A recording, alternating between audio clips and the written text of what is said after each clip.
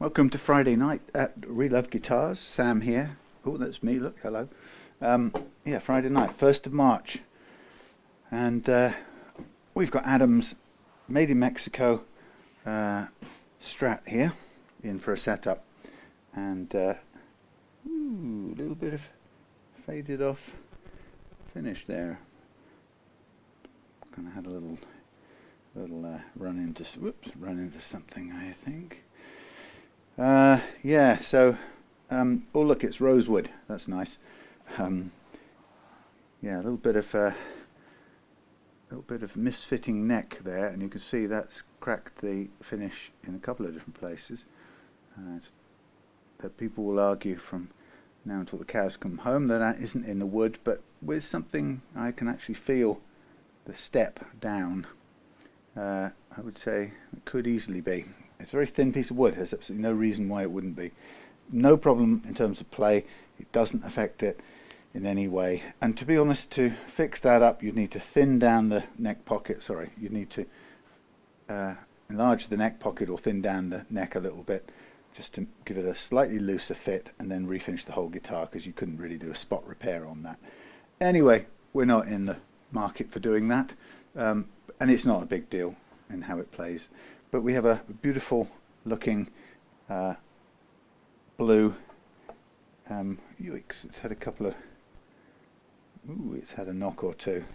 It's kind of lost. So it's gone a bit kind of yellowy over the years by the looks of things. This guitar, but that looks like it's been filled, possibly. Somebody's had a go at repairing that, because it's a big ding, but it's not quite. It doesn't go inward, so it's been filled with something clear. There was a ding on here. There is a ding on here, which I tried to do a little bit of a warm soldering iron and wet cloth thing, and it didn't really pull much of it out. It's better than it was, but it's not really savable. And I only kind of looked at that one because it was there, but there's another one here. So it's had a bit of a life, but none of it stops it being a really nice guitar. And it comes to me with sort of all the major things, really. The first thing is on pulling the strings, everything goes out of tune, so it needs a good stretching to, once the new strings are on. It has too much neck relief, too high an action, and too high a first fret action as we stand. So the first fret action may go down as I change the action around. But it's a lovely thing, and Adam's instruction was he bought an Indian Encore Strat off me some time ago, and his instruction were nice and low like that one, please. So I'm happy to say that's what I'll be aiming for, and that's what I can do. Being a rosewood neck, it won't have any finish flaking off problems, although these sometimes have it on the clear finish on the side. Lovely sounding guitar, 2-point bridge or 2-post bridge. We're going to lock that down. Sounds fantastic, great to play, just too high in action. So we'll take care of all of that and the tuning stability via the nuts. So it's not a complicated one, so it won't be anything. You've said that too many times in the past.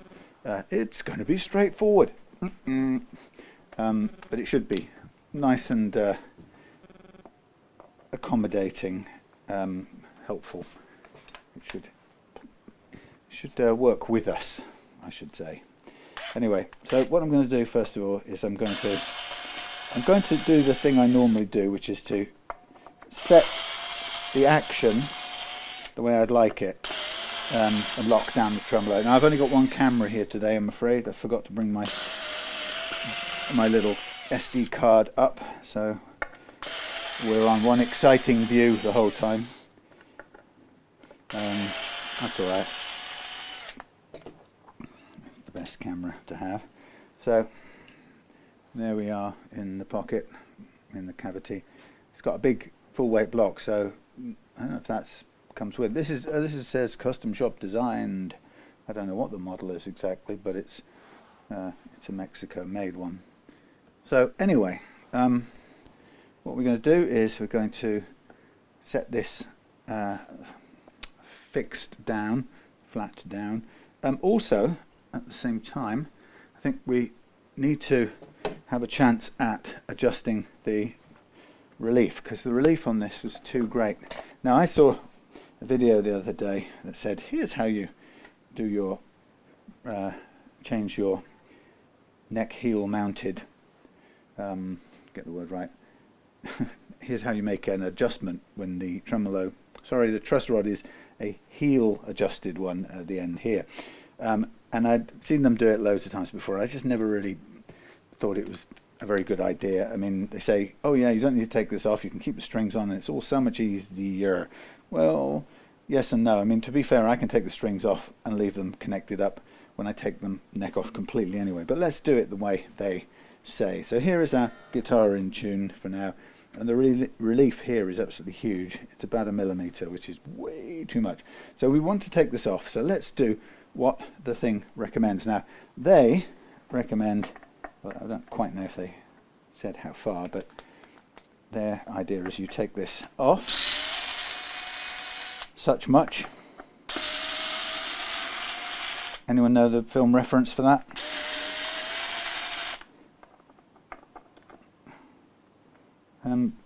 Did they? No, I think, if I'm not mistaken, I think what they did was they probably, see, this doesn't make any real sense. They slacked the strings off, I seem to recall, but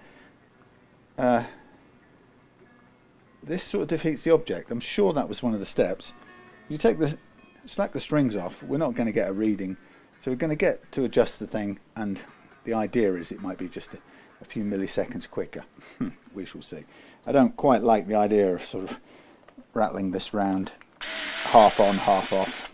So their idea was that you go, wow, look, you see, now you can get this and you can wiggle, and out comes the, oh, look, up comes the neck. That does it. But it ain't my favourite pastime, I can tell you. So we have access to it. Let's put it down again, and I will do my adjustment with a large and willing screwdriver. So we want to straighten this. Oh my, that feels quite tight. So given that, see, that's actually too far, so that's come actually out of the wood at that end. So doable, but I would prefer to take it right off. So it's practically come out on 2 of them. So to me that feels less ideal. I mean, what have I saved from rattling it round and grabbing it? I have saved a tiny fraction of a second. So with it all back in place, now I've got to retighten the strings.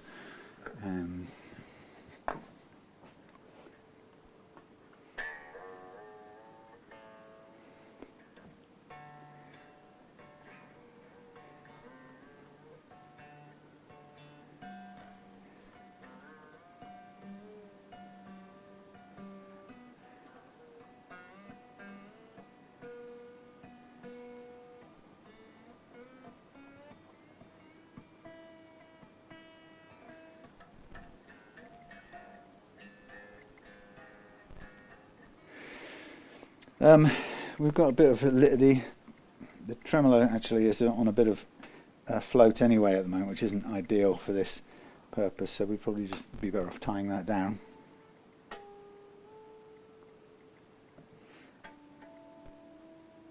Yeah, let's just do that while we're at it, because it's just making things unnecessarily complicated. So to lock this down, I'm basically going to screw in the tremolo claw springs, and that puts extra loading on the springs, and that should pull it flat. That's right, flat down on the deck.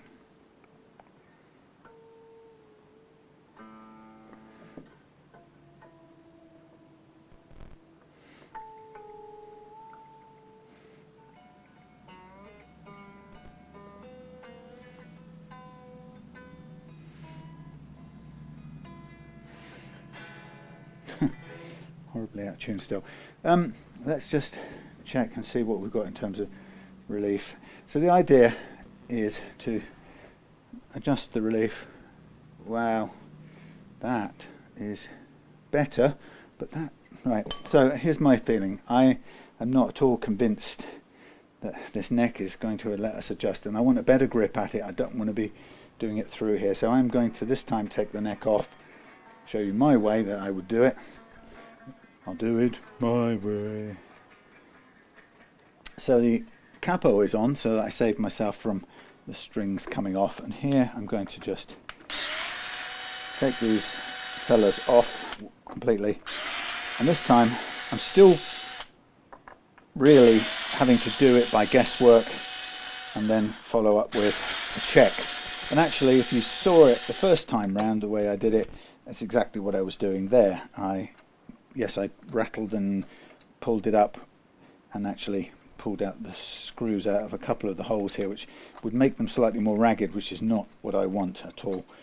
So another good reason for not doing it this way for me is far more preferable. Right, I have everything still attached. I can take that out of the way and get a different screwdriver because I'm going to have to put some more force into this. So that's still too much neck relief. So now I'm going to give it a bigger push. Ooh, that is stiff. So my concern is that we may struggle to get this as flat as I'd like, but we have only, we can only do what we can do. So there it is, back in place, sort of hanging on there, and now I can just return to this way and putting screws in. And this for me is a lot safer and tidier than sort of having it halfway off. It's no slower because we've still got to do an adjustment followed by a check, adjustment followed by a check. And that is why a heel end truss rod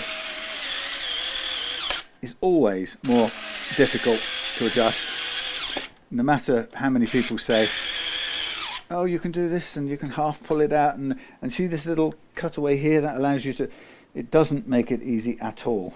You still have to do the test, check, take it off again or lift it out again, so it's not easy.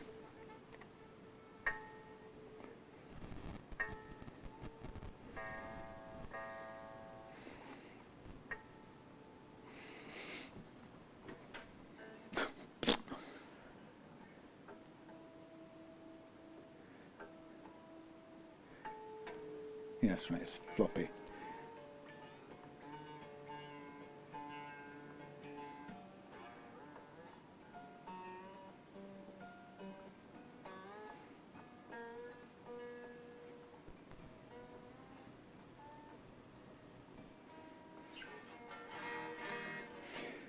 Now let's just do a quick check again on the neck relief.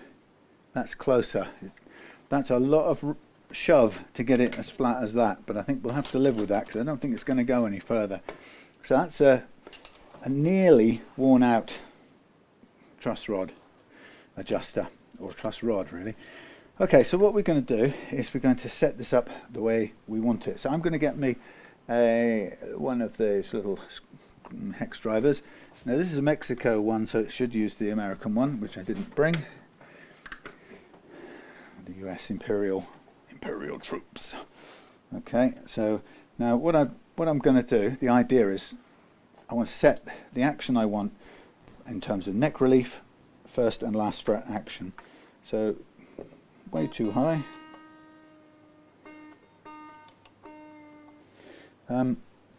When we tilt the neck back, we really want the we want this to be in as far as it can. We don't, if we're not going to use any. Let's have a look. Lower, up. Yeah, I mean we could leave it exactly as it is, but let me just do one more thing. I'm going to slack it off one more time. Hopefully the strings won't break off, and I'm going to get me a flat blade driver. So I'm taking the tension, most of the tension off this. There's only the springs pulling it really.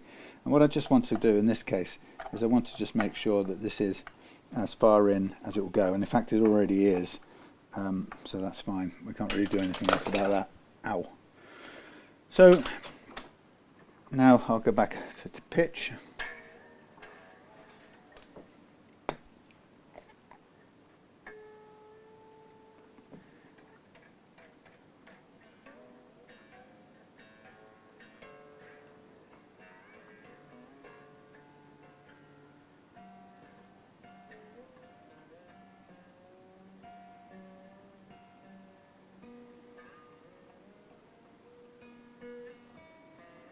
Right, nearly there.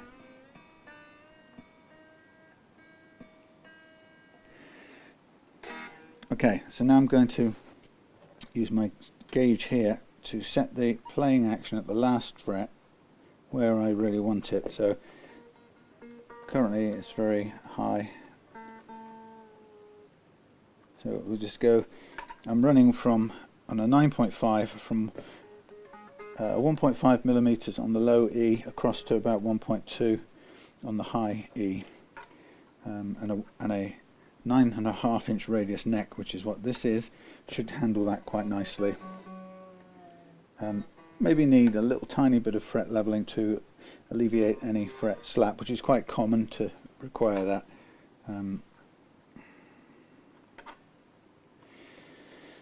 Okay, that's just a fraction under. That's good. And here we go, we want a little bit lower.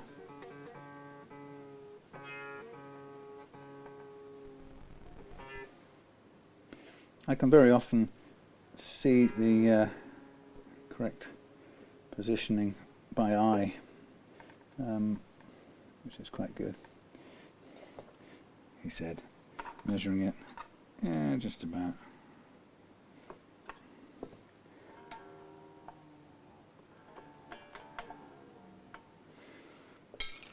Let's have a look. A tiny bit high still.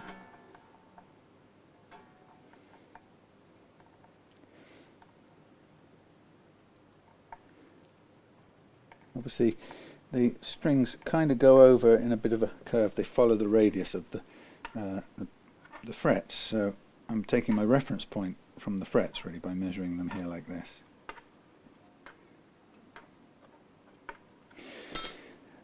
It's not bad actually, it's very close.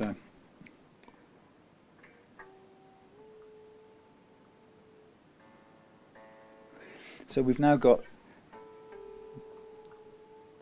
the last fret action.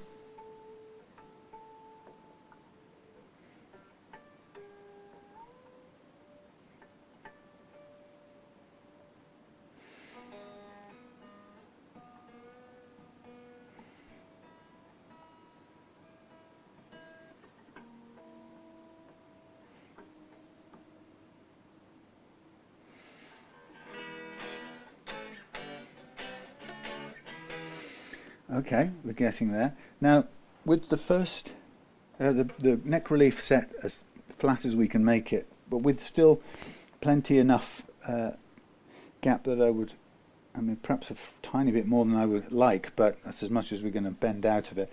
Now, the only thing that remains is to make sure that the first fret action is right, and in this case, I can see, having looked at this Corian nut. Are we still recording? Everything good? Hello? Sorry about this, I just want to check the numbers going around. Yeah, the Corian nut on this is, it's not bad, but it looks like it's struggling a little bit. So what we're going to aim to do now is, again, slack off the strings really, and we're going to take this nut out and we're going to replace it with a very carefully sized and fitted tusk nut replacement. We're also going to replace that string tree, the metal string tree there, with a tusk one as well. So you can see that this nut has got quite a lot of graphite in the slots, so that would be Adam. I mean, it's a good move if you're finding the nut is gripping the strings or you're struggling with the tuning. Putting some graphite in there is a very good way. It's like pencil lead. Pencil lead or graphite, always, both of those things are the same thing, but I mean they're good if you've got graphite in a little pot you can buy from hardware shops. If not, you can sort of push a sharp pencil in there and grind up some pencil lead in there, which is good. So what I'm going to do is I never get around to buying these things called string spreaders, so I end up always using a bit of tape, which is a not very effective way, but anyway, I'm using a bit of tape to keep the strings out of the way. And what I'm going to do is I'm going to take off this nut. Now, the nut is always an interesting thing. It has, in this case, it's fitted in the factory, so what they do is they put a nice little, well, they make sure there's a nice little bit of finish that goes over the top of it, so they kind of cover it with the same poly that they do the edge of the fingerboard with. So partly what I'm trying to do here is just break that seal so that when the nut comes up and out, it's not going to pull or flake any of this stuff off, which, as I've said before, with Fenders can be only too keen to do that. So I'm just running into the blade into the little slot here, or the join between the nut and the slot, which is very snug fit. So that should be okay. Now the next thing I want to do is to try and just tap it out, which is always a good start point. Sometimes a nut can be glued in such a way that it will not come out. Let's see, zoom out a bit so we've got... Oh dear, I seem to have lost you there, sorry. Something happened, I'm back again. I think I accidentally turned the off button like a fool I am. Anyway, before I turned it off, I hope nothing else has gone wrong, I was lining up this nut, and I probably was talking about using these strings that were on here as sacrificial strings to do this nut setup business. So I'm going to tighten up the strings now, and what I probably could do to save everyone from waiting and growing old is to use the automatic doer-upper just to get things moving. Yeah, and I was about to sort of talk about how important the nut is in your whole setup. I mean, there are three primary components that you can adjust in your setup, and that they are the neck relief, which is the curvature of the neck. The neck needs a tiny bit more than no curvature in order to play well, and the curvature, the relief or curvature or relief in your neck is, think of it as the space that the strings have, an extra bit of space to allow the strings to spin if you have a very low action.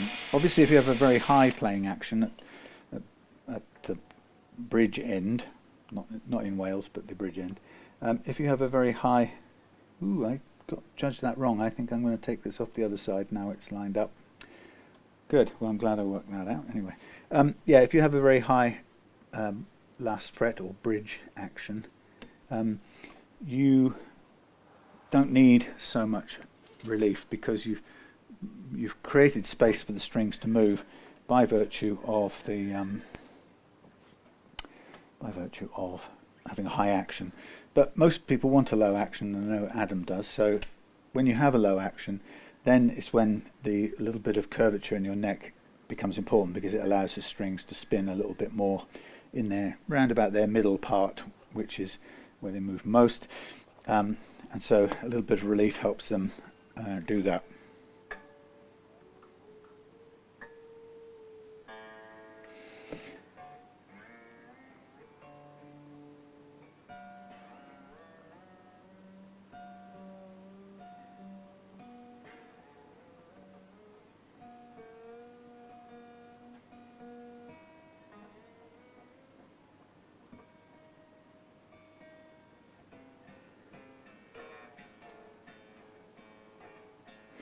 Okay, so yeah, you need a little bit of relief, but not much, and then your focus is then on getting your nut right, and then making your frets work with the action you've chosen, and that's what my fret leveling method and process is all about. So what I'm just going to do here, having put the nut in place,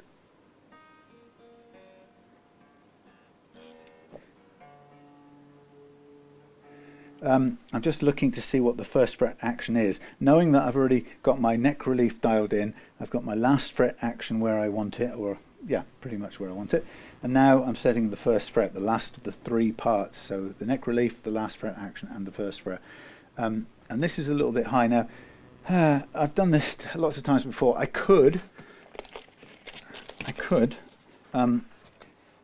take the nut out and sand from the underside of it and keep sanding until I get it perfect, but it isn't easy to do, and it's not easy to do because basically, I mean, I'll show you what I could do, but it's actually it's quite hard to do, and it's very easy to get it wrong. Depressingly easy to get it wrong. Let me show you. So what I would do is, let's measure the actions. So this is the hard way round. An easier way is to use the nut files, but I'm going to try and avoid it and show you the difficult way. So I'm going to go to my write down my strings for the first fret action.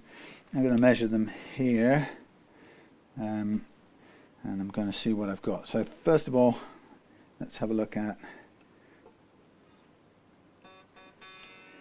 okay, so 40 and 20, let's go, I'm starting with the G and working back out. So 40 and 20, if I can get them in my hands properly, is 60. So it's a bit more than that. And let's go 65, and then I'll go to 70 next if that doesn't work. So we're doing the G. Okay, so 75, we'll ditch that. Now we're on, where's the 40? That's 50. Blimey, 30 and 40, right, 70. So I think that the G is on 70, 0.7. Now we're going to try the B at the same. Yep. And then we'll try the E at the same. E's a bit lower. So 0.7 for the B, and E is going to be about 0. Let's try 0.6. 0.4. It's 4 and 2 is 6. Yeah, maybe a bit less. 0.5. Let's try 0.5. What am I looking for? 3 and 2. 0.5. There you go. So 0.5. Oh. So, and now we'll do the bottom 3. So we'll go back to, what did we have? 0.7. So let's go 0.7 again to start with. 0.7.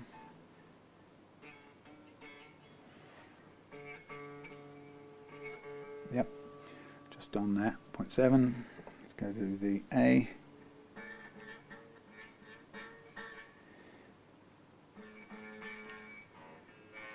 Barely.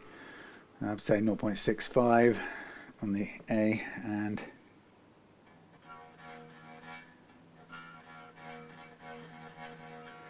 again 0. What was that? 47. 0. Let's call it 0.65 on the low E, or even 0.6.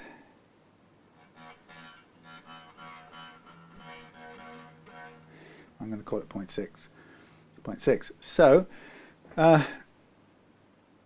So they're all slightly different. So that's not massively encouraging. So what I guess I'm trying to say is, if I were to take them all down by a certain amount, let's take the highest ones. So we want to minus 0.4, which takes me to 0.3. Okay, and then we take minus 0.4 on the E, would take me down to 0.1, which would be too low. Wow, that doesn't make that doesn't seem credible. It can't be that much different. 0.573. I guess. So what I'm trying to say is that if I'm trying to take down the nut from the bottom upwards using this device, I can only take a fixed amount off. Here, if I do it with the the nut files, I can take, if this one's a little bit high, I can drop it and I can get them all to the target action that I want. It's a bit more difficult if they're slightly different to begin with. So let's call them all 0.6, and then we would want to remove 0.3. So that's a possible, right? So let's look at that, and that's quite, as I've said, it's quite risky. 0.3. Now,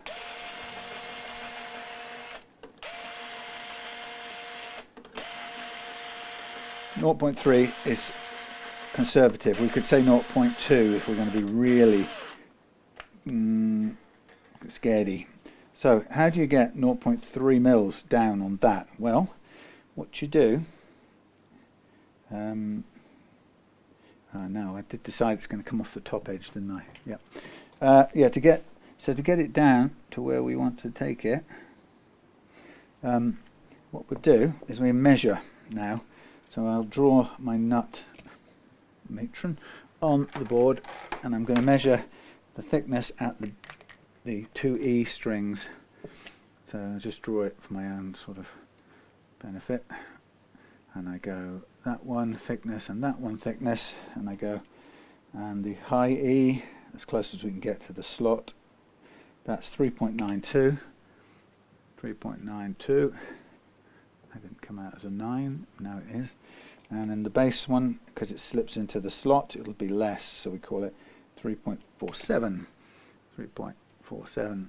Now we're going to take 3 off each of those, so this one's going to become 3.17, and this one is going to become 3.62. Those are my two targets. 3.62 and 3.17. So now I have an opportunity to adjust this. So to get this to work in a consistent way, and it's not dead simple and it's not dead easy to handle, but we'll try. We'll do up this device, and this was made by a very kind, clever guy who sent these to me.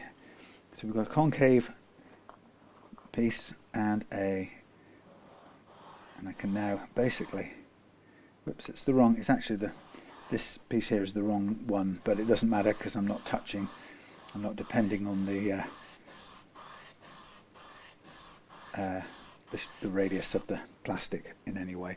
So now I can say to myself, okay, I've taken a bit off there. Now I'm going to take this out. I could get the other one actually, which is the correct one if I can find it. It's somewhere. Oh no, there it is. This is the 9.5 one. Throws the nut on the floor again. Okay, so now coming back, I've taken some uniformly off the bottom here, and now we're going back to that thing saying 383. So we've taken 0.10 off, and this is still showing the same as before. It doesn't think it's taken any off. That's interesting. Okay, well, we'll try and take some more off. Try and do it, make sure it does both sides equally. So I'm sort of holding this in place so I can do it up. And I am trying to sort of seat it in there fairly evenly so I can work it the same amount in each direction. If that doesn't work, I can always sort of get it and do this. I don't think I'm taking it off at each end. It's difficult to keep it steady, but you know, with a bit of concentration you can. It's just easier than holding it. And obviously it's sticking up, so I don't end up grinding away the plastic here. It's 3D printed, which is brilliant. So now I've taken a bit more off it. The base is still nice and square. So we come up to the treble side, we've got 374. So we're 0.10 off, and here we're on 3.4. So we've got 339. So we're not taking so much off the bass side at the moment, so I'm going to have to concentrate on that. So the bass side in this case is going to be facing away from me at the moment. It's hard to tell where it is. And I've got 0.1 on the treble side and about 0.2 on the bass side. So I'm going to see if I can give a bit more effort. That's the bass side, right? Yes. So we're going to press down harder on the bass side to see if I can get there. Feels quite savage. So this is the way, this is using this machine to do it, or this technology. I'm also now going to, well, I've got it here, I'm going to run it up against the wall here to take off that extra bit on the, nearly there, the overhang. So that's what it's also good for. I don't know if you can see, but I've put double-sided sticky taped sandpaper to it. So that's shortened it just about to where I want, maybe a fraction too little. Bear with me. Yeah, a little bit more to go. You can do this freehand really. You could just get it on the edge here like this and just kind of rub it until it goes away. But it doesn't really matter either way, that's about right. So let's now do a measure. So I'm trying to minimize the amount, if any. This is the non-filing method. And the reason why I like it, if you can do it this way, if it's pretty much even across all the strings, is we got down to what, 3, 6, 2, exactly on the mark. 3, 2, 3. We're a tiny bit over, but I'm going to live with that. I'm not going to mess around with it anymore. Yeah, so it gives us the height we want, fingers crossed. All my measurements make sense. Gives us the height we want, but it does it without having to cut into these factory slots. And that's the whole kind of big deal, is the factory slots are nice, left nice and I don't know what it is, nice and factory smooth. Now while I've got the strings loose, I may as well at this point do my marking up of the frets, and I'm going to be doing only probably a small amount of leveling, but we'll see as we go along how it plays. So I'm just going to mark everything up, all the frets, and then we'll put the strings on and do them up.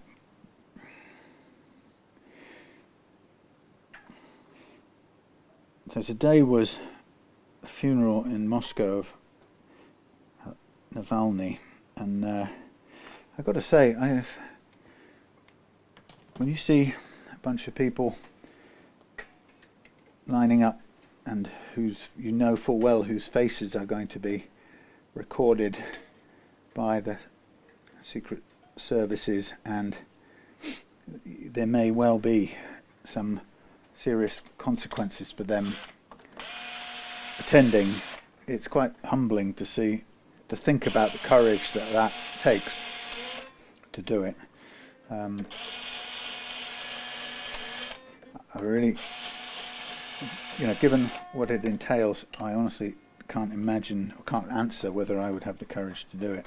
I'd like to think I would, but I mean, oops. Yeah, I'd like to think so, but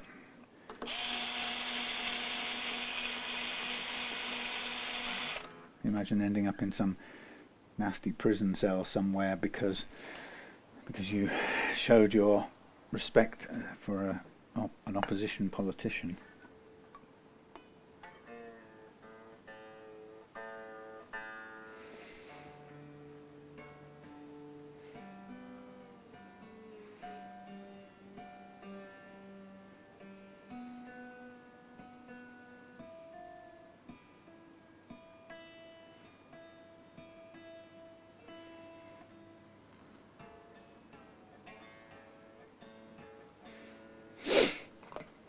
Okay, here we have our action. Now, looking at this, it still seems to be maybe a fraction higher than I want on the, it's hard to see with the marker pen on there now. It's not bad. We'll look at it after we've done the leveling, and if necessary at the end I'll do a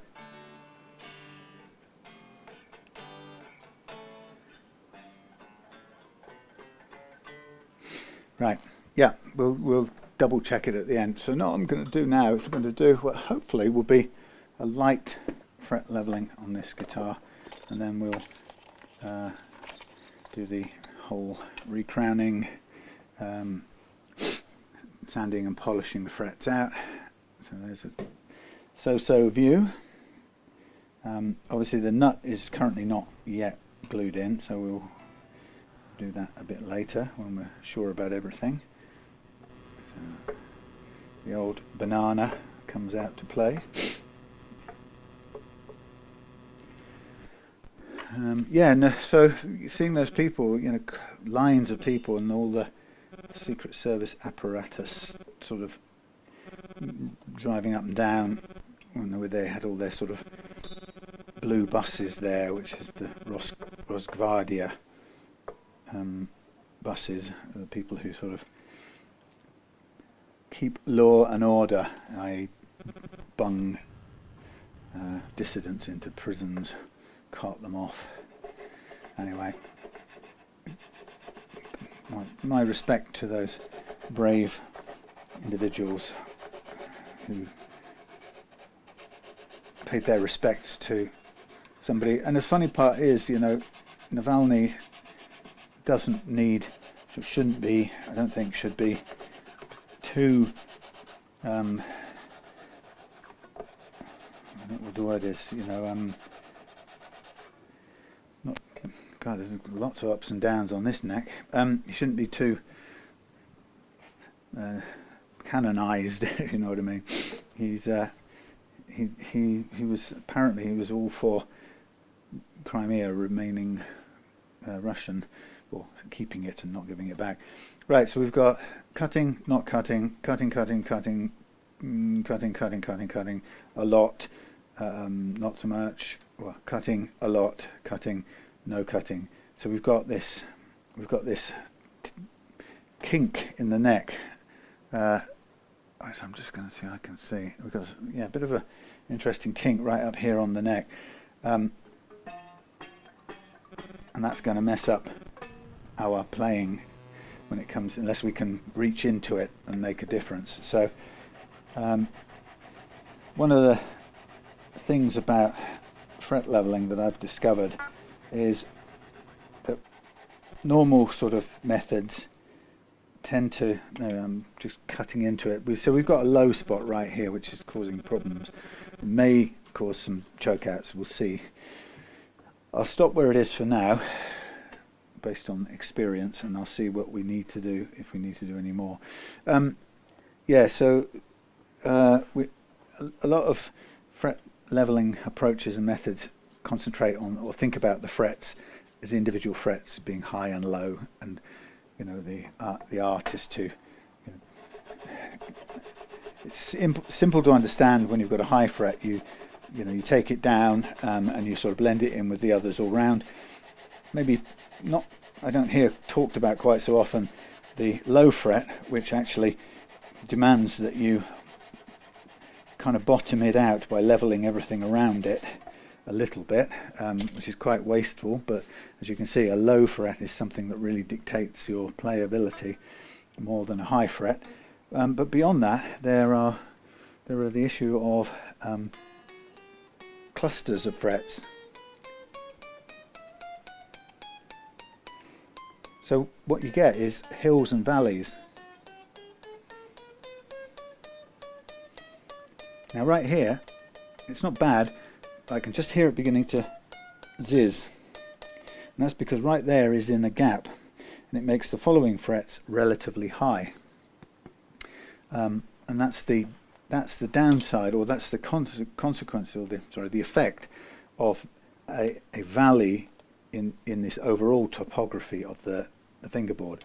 So instead of thinking about individual frets, we're thinking about, if we've got lots of ups and downs, what can we do about it? And that's what this method is really good for. So now I'm really thinking about the ups and downs more than I am the individual high and low frets.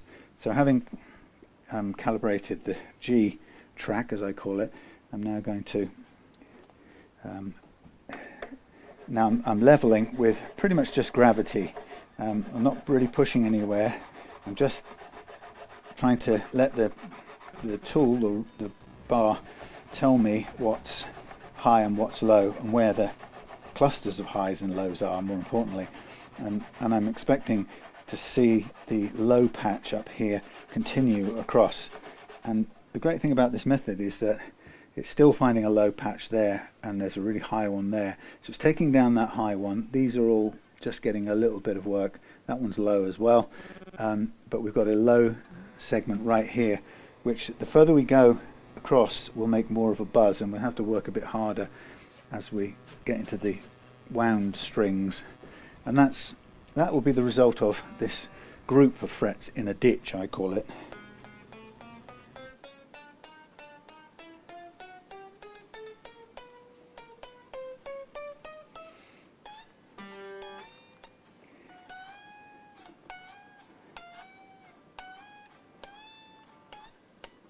Okay, so you can hear that we are choking out on this 12, 13, 14, 15, 16, 17th fret high E bend. I'm going to make a note of it. So 17th high E, 17th bend. Okay, and that's telling me that currently the 17 is coming out of sorry, where was I bending from?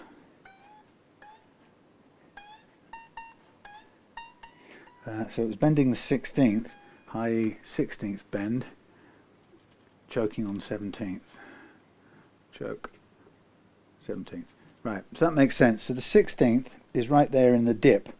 So I'm starting in this dip on the high E, and I'm bending it up, and it's still in the dip, and it's choking off on this fret here. So I need to work on this fret. So we heard that the high E 16th is choking on the 17th. So now I'm going to, this is what this method does really well with experience, is now I'm going to concentrate very specifically on that area, because I want to free up that bend. If you've got a nice low action, you want to be able to play all the bends without them choking out. So now I'm really concentrating, but I'm pressing down at this end, because I've got to even out these frets until they bottom out this low spot, so that we don't get this choke out. And we can ultimately, if we can't do it, then we have to free up that choke by raising the action very slightly. But what you'll hear is, if we get there, we get the 16th, now it's opened up. Hear that? Now a little tiny,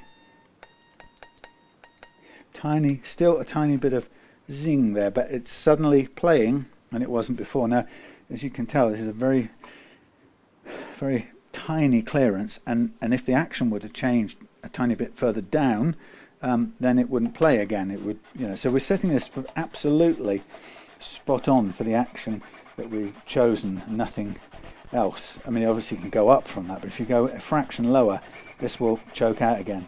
And so what I'm seeing is that the 16th, 15th and 16th are the low ones, which means the 17th has to be hit quite hard here to make it play, because it may be a tiny bit high in and of itself, but the problem is that your frets in a ditch make the next one effectively high, and you're constrained by that.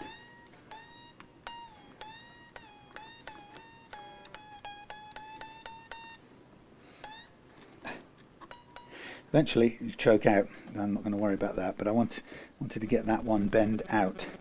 So we'll carry on, having freed that up, and then we can double check the playing action at the end anyway, make sure we're not over. It doesn't matter if I've overcooked it, as in if I've tried too hard and set the action too low, and I'm making an impossible challenge. That's not really a problem, because if we get very close to it, then there will be no harm in just going up a tiny bit on the playing action. So setting a challenging level to begin with is not the end of the world. If you set it impossibly low, then yes, you could end up leveling more than you need to. But there's definitely a low spot. Now, what I didn't say a minute ago was, when you find this low spot like we have here at 15, 16, 14, 15, 16, you have to think to yourself, what's caused it? Why would 3 frets be lower than all the rest? It's such that it makes a ditch that it's hard to play out of when it comes to doing bends. with a low action. And the answer is that it can only really be a kink in the wood under load. It's like a little buckle.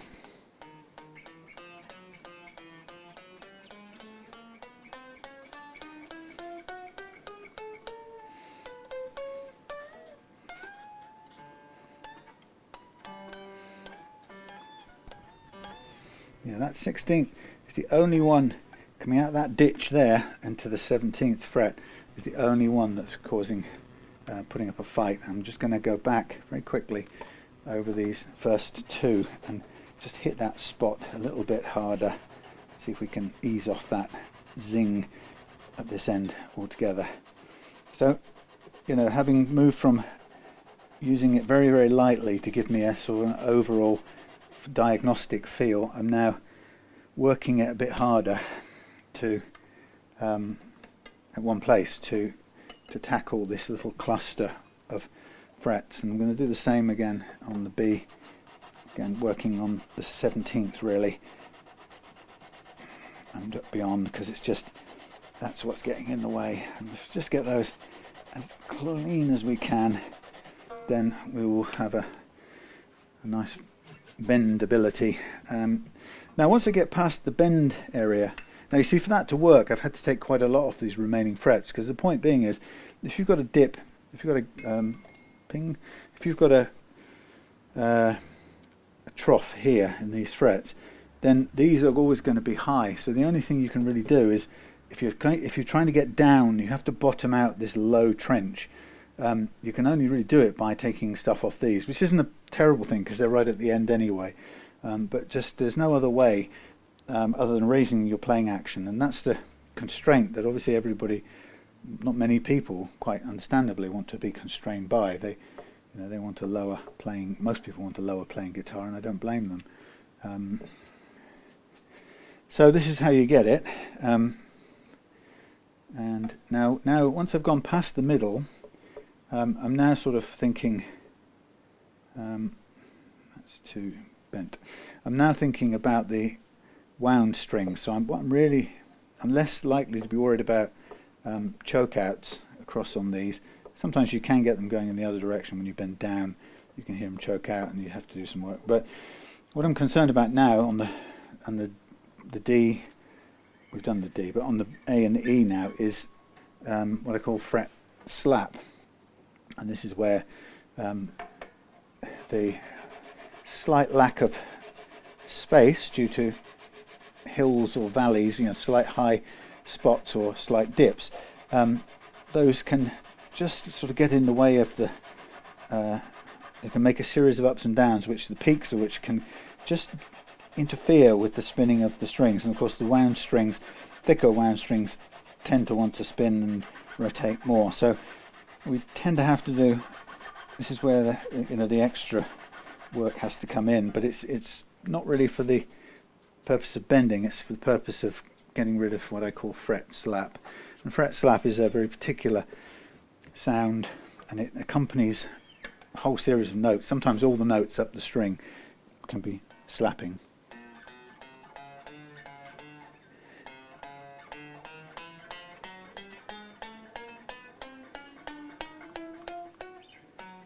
That's good, that's got it all out. Now you can hear some on the low string on the E.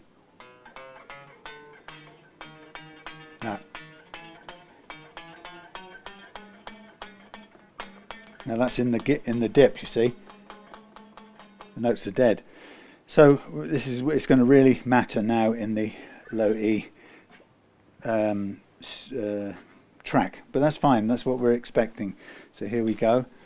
Same problem, everything we've experienced so far along all the other tracks just kind of confirms what we're going to be up against. So we've got a few slightly uneven frets here and there, but the main one is that dip up at the 14th, 15th and the 16th, and that dip is killing a series of notes on this low E. So now we're aiming to bottom that out now with some quite firm leveling, and you can see I can see that there's actually, it's 13, 14, 15 more than anything. 17 is getting hit really hard, as is 18, 19, 20, where am I? 12, 13, 14, 15, 16, 17, 18, 19, 20, 21.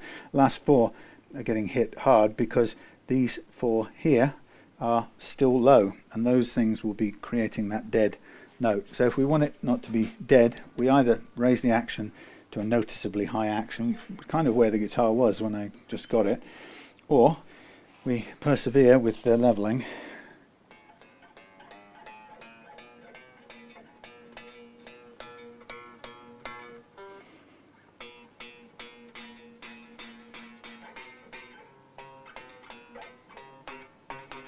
Often you can get different amount by the way you hit it.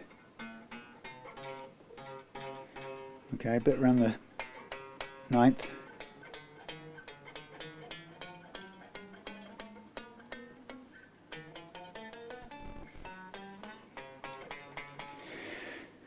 Ninth and 10th.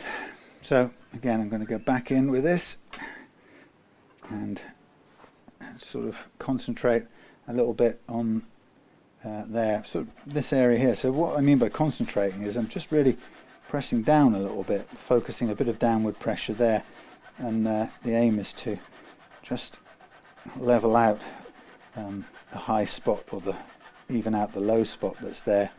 So I'm just going to make sure that that evens things out a little bit. Okay, so you know, it's I can still see a great big low patch here, so there's definitely a kink in this neck. Nothing we can do about it. You obviously can't, there's no point taking the strings off or pulling the frets out and planing it, because it's only happening when it's under load. So now we've got our frets as level as they're going to be. Now we're going to, and I know that from kind of experience, having done this thousands of times now. So now the next thing really is that I'm going to now concentrate on crowning the frets. Oh, before I take all of this off, I'm going to fit the nut. So what I'll do is I'll just move strings out of the way, and then we'll put a little bit of, tiny bit of glue on, and we'll use the strings before we get rid of them altogether. We'll just use the strings for a minute to hold the nut in place, so it can glue down while we're thinking of other things. Right, so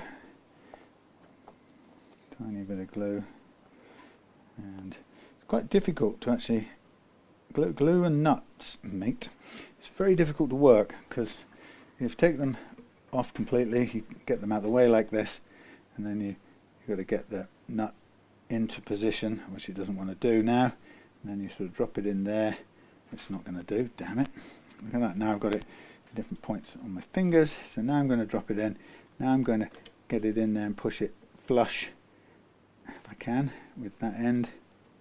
That's perfectly flush. Okay, now I'm going to put the this one back on, holding it down, and same with this one. Now, it wouldn't hurt to just help it down at the end as well while we're letting it dry.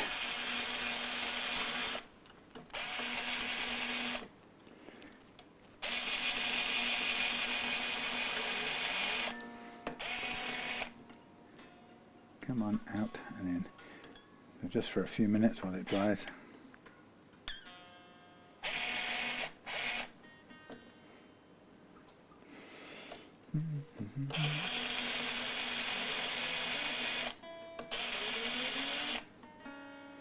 Okay, you know what I've done? It's really annoying. That's the hard bit about doing this. It's actually gone down slightly off center, a tiny bit too far. It's okay, but I want it a bit further that way.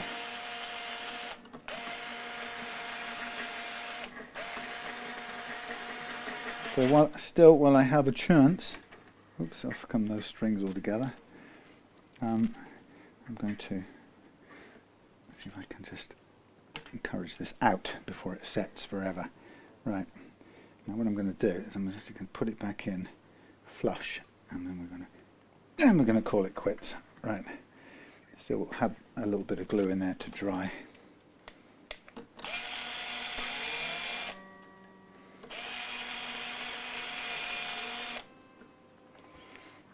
Thank you. Okay, so that was a little last minute tweak. It's always the way. I haven't found a foolproof way of doing that, and it's always a little bit of a, if you don't have the strings already in place, you can't get them on quick enough to hold it all down to dry it with the pressure of the strings. So you have to have the strings on in order to get them on quick enough to use them as a, if you like, a clamp. But it then follows that they get in the way all the time, and you end up placing the nut sometimes slightly out of position, and so on. Okay, all over tightened. That's fine for a minute. Good. Right, so we got that part of it done. Now what I'm just going to do for a minute, I'm just going to take off these two. I think we're fitted. Everything's nice, and could do with a tiny bit of rounding off there with a file. So what I'm going to do while I'm here is I'm going to remove this string tree and add the other one. And to add the other one, we need just a slight, whoops, I don't want to be switching it off like I did a minute ago. We're just going to cut this one off, and then we need to just slightly widen the hole so we don't have any problem with the new one cracking the wood or anything, because it is a bit thicker. So I'm basically just going to widen it like so, and then we can fit the new one. Where's it gone? There it is.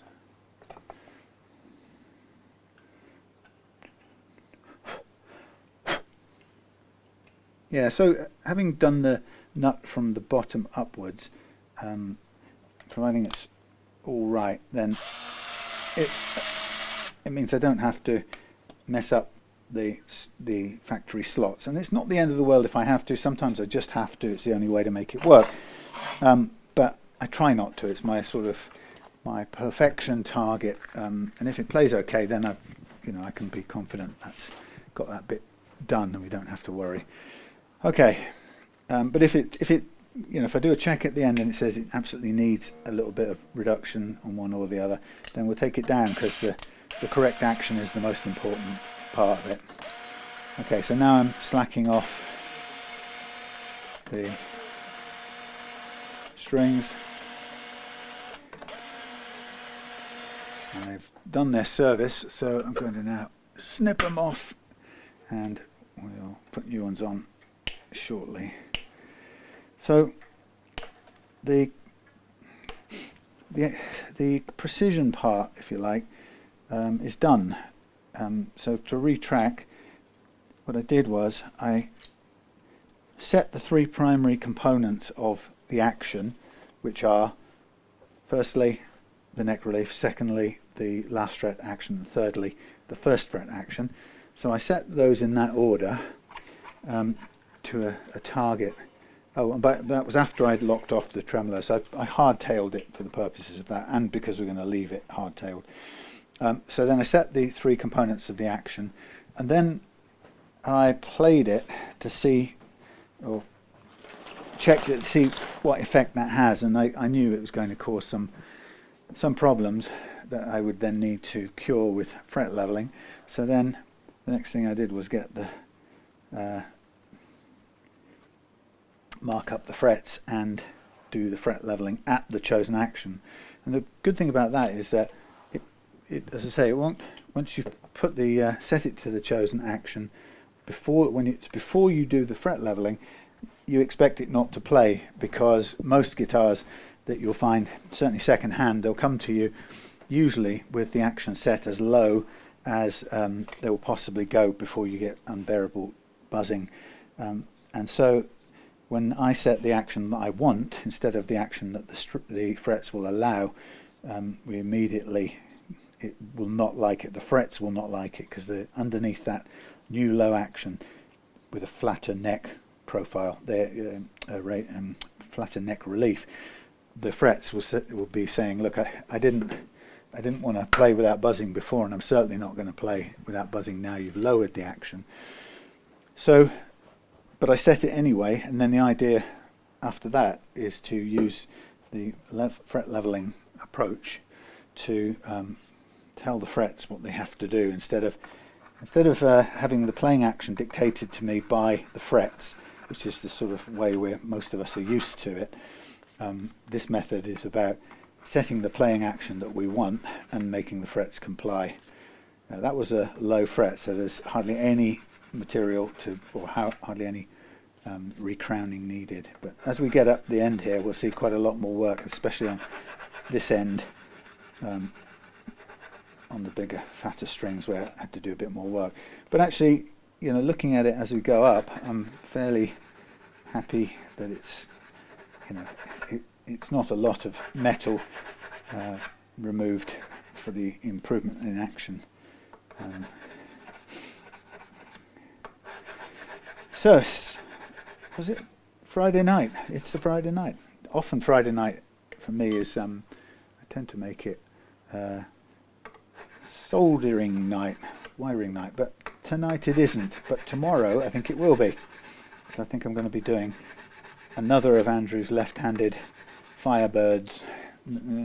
Firebird. This one he's had, the body, neck and frets have been done by a luthier, or a builder I should say more, in Indonesia, and actually it's a beautiful looking thing. I've got to say it is lovely. Now this is a high fret, and this is taking a bit more work to tame in terms of crowning, but that was a particularly an unusually high one.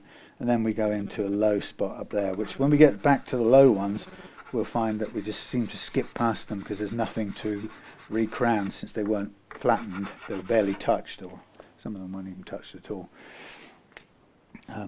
Yeah, so I'm going to be doing the electrics on that.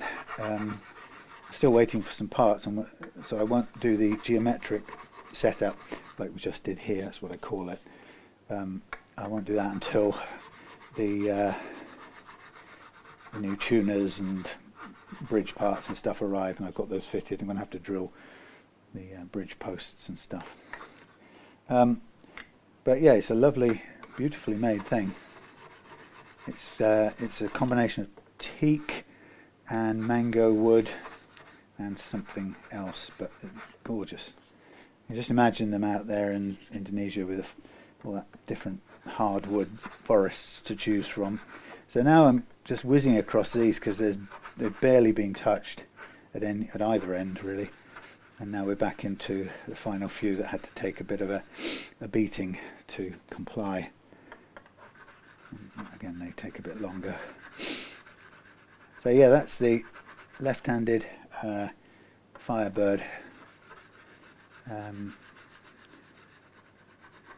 still waiting for a substantial reply from Taylor.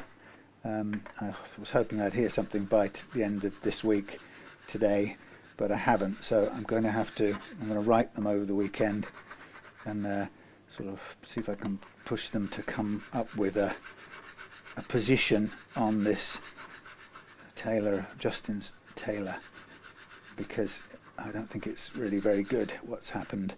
But I covered that. I talked about that in my last video on this channel. Okay, so that's the what do you call it? The recrowning done. People sometimes go, but won't you get fret dust sticking to the pickups? And the answer is no, because nickel silver fret wire is non-magnetic, and I did a sort of demonstration on a video quite a while back where I tried to make them stick to a magnet, and funnily enough, the nickel steel had no magnetism, or was, had no attraction to a magnet at all. However, a very, very faint attraction was the Evo Gold, which surprised me. So I don't know what they're going to some sort of extra ferrous component in there. But yeah, but even that was, to all intents and purposes, completely non-magnetic, or practically none. But non-nickel silver, none at all, no attraction at all. So even if there was so-called bits of metal coming off the frets, which there isn't, it's a dust that wipes away. But even if it had a metal component that you were worried about, it doesn't stick because it's non-magnetic or resistant to magnets, non-ferrous, whatever.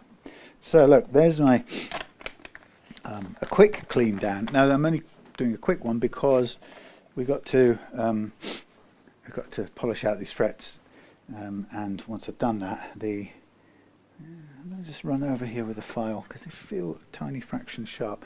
Yeah, I'm going to basically mask all the frets off, and then we're going to make sure they're all polished out, fully polished out. So while I'm at it, I'm just basically trying to nip off any little sharp burrs on here that I can feel.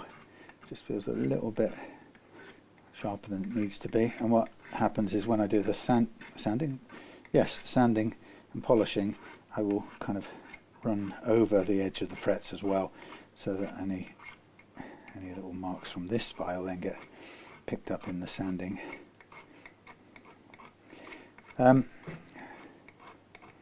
Yeah, so here we are, 1st of March. It's a bit cold today, but I've got the plants in the garden all going crazy. They're all the buds are trying to come out. Is it rhododendron? My wife keeps telling me I call it something else. There's this great big, huge, great tree. Has a sort of, it has a kind of character or a feel of a massive, great mango tree in Trinidad that I would remember from childhood memory. But obviously it's not a mango tree, but it sort of feels that sort of size. And in my imagination, it seems to get earlier every year, that it bursts out these massive purple blooms. And we can see they just started, was it today or yesterday? When did we go out in the car? It must have been yesterday. I'm losing my mind. So the last day of February, 29th leap year, that was the first appearance of these chrysanthemum? No, what's the other? Oh, I'm completely useless now. I don't know what they're called. Anyway, it's a big tree with bright purple, bushy flowers. Anyway, I now have confused myself with what it was called. Anyway, that's our marker, and it seems to get earlier every year, I imagine. So anyway, and so to each other, look, we never remember when it was because we always remark about it, and then next year comes around and we go, oh my God, it's so early. So we agreed that we would remember it this time because it was a leap year, and that's of note. So next year, when on the 1st of March it probably bursts into bloom, we'll say, yes, it was this time last year. It was a leap year, that's right, and it was the leap day. Oh man, what the hell is it called? No, D? Is it a D? No. Oh, I can't remember. Anyway.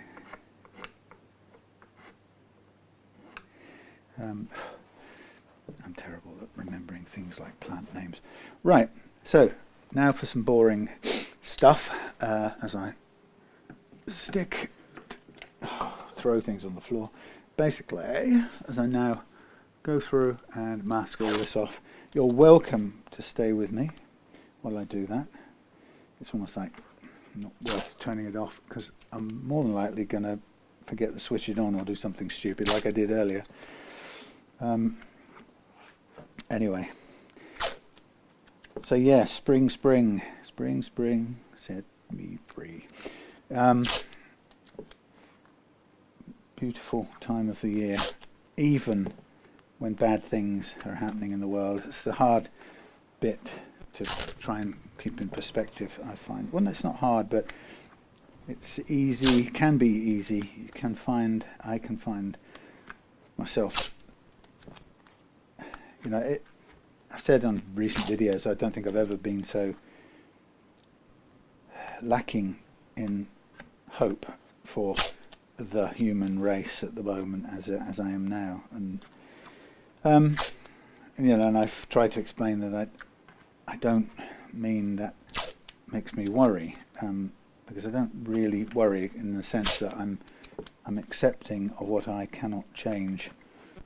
So I don't have the sense of worry, but I do at the same time have a sense of I hold out very little hope for a change in trajectory of human beings in a big enough scale to change course from where things are currently going. And I mean, in some ways, the big things as well as the small things. So yes, the big nuclear war threats from Vladimir Putin, but also the change of direction on kids, more and more kids with mental health problems, spending more and more time in screen-based non-existence, and ending up on medication, and so on and so forth, and losing what seems to be all kinds of real-world ability and any sense of obligation to anything other than themselves, and so on and so on. And I'm not saying it was perfect in the olden days, but what there were some different expectations that don't seem to exist anymore. Some people will always argue that was a bad thing. I know my dad, for example, doing national service, I think he hated it, and I think all the people he did it with probably hated it. But arguably, the generation that did it and hated it still maybe came out and behaved a certain way in the world because of it. I don't know.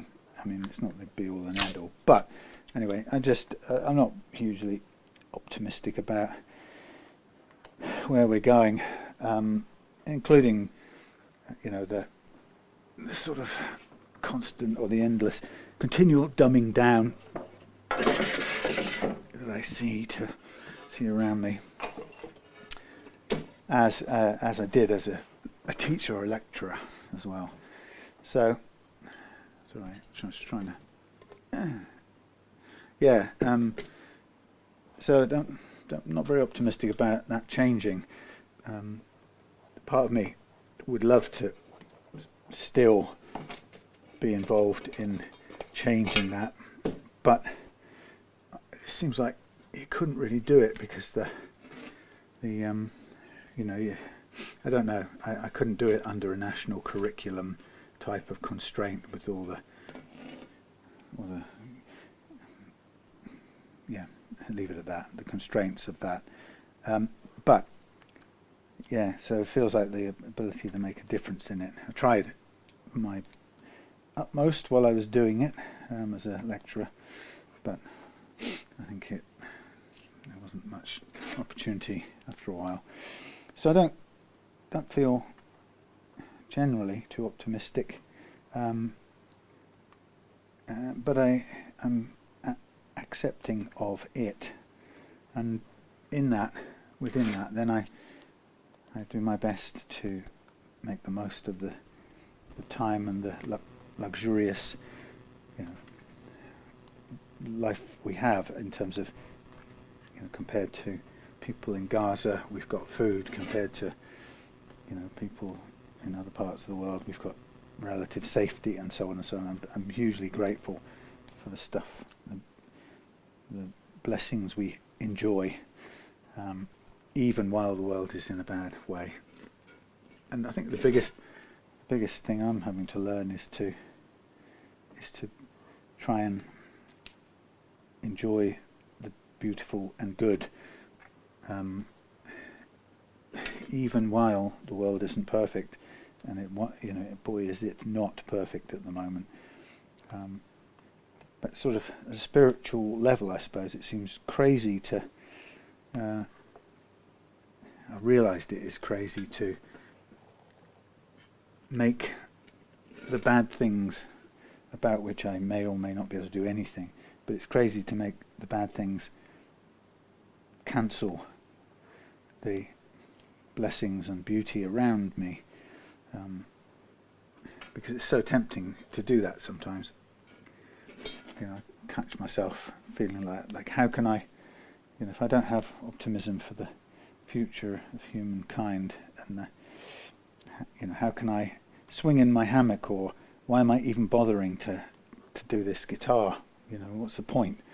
Or if I think, as I do, I think we're pretty much on the brink of a nuclear catastrophe, courtesy of the current Russian trajectory. But, well, people will argue and say, oh, it's a NATO this and NATO that, and I've seen enough in my world to know what I know, and you can what about, and you can sort of double think yourself into a standstill, but there is one regime threatening regularly to unleash nuclear holocaust,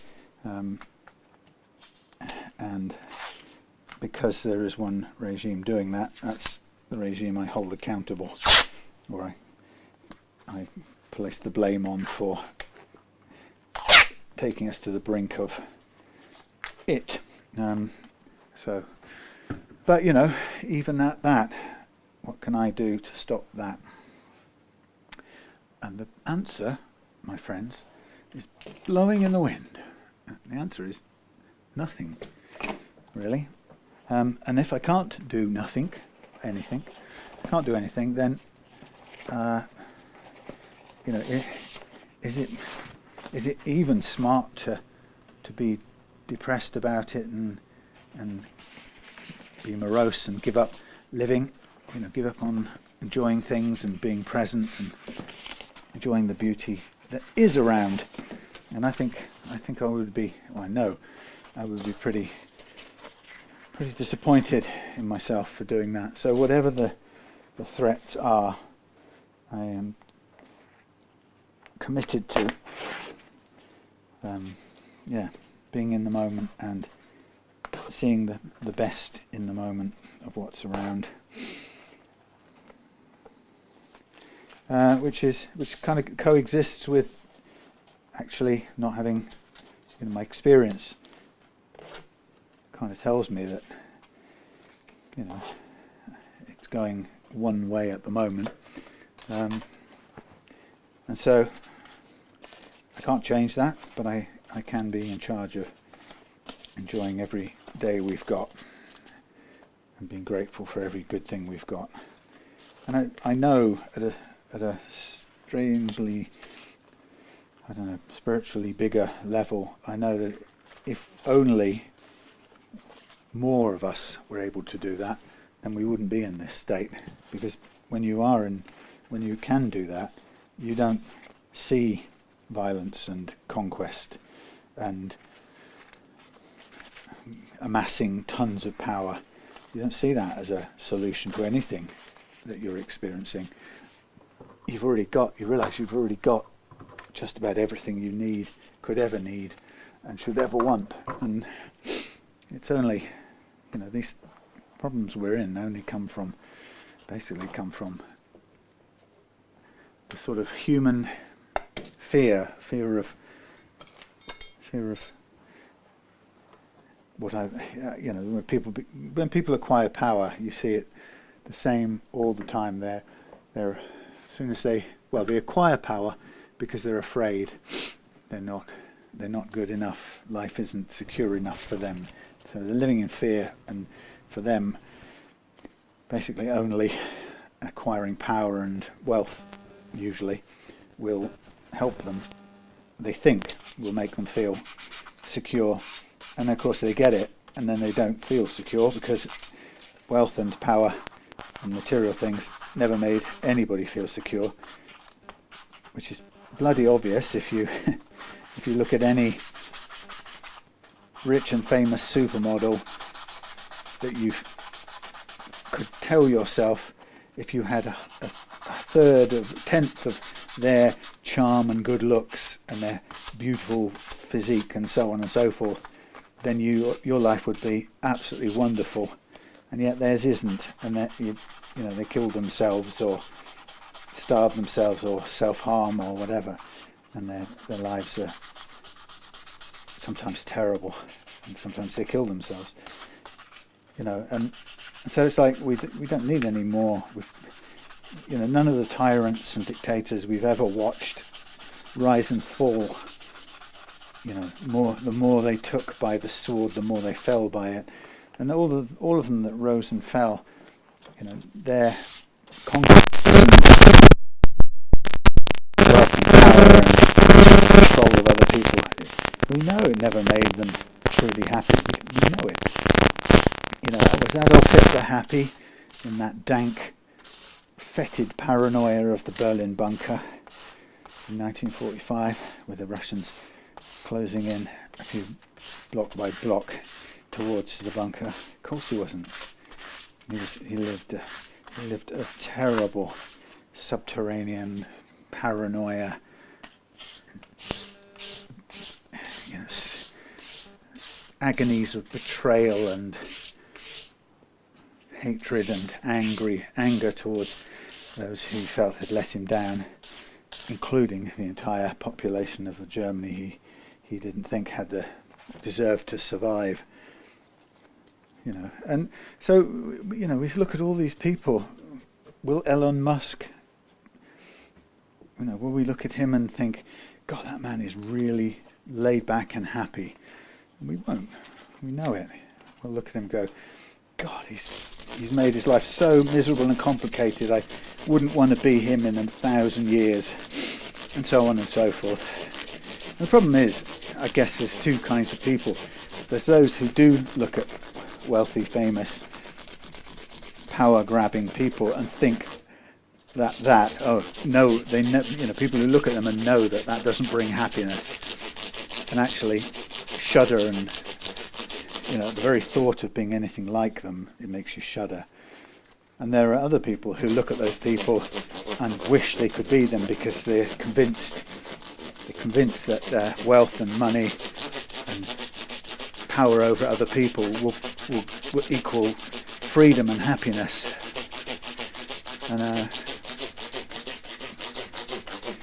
And there just seems to be no in between, really. It's one of those binary things. You either are, or you either get it or you don't.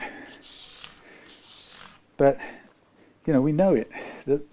Get to a point where we know it doesn't work, and there's no point chasing it. And the problem is that all the cliff edges and all the damage and all the suffering and killing and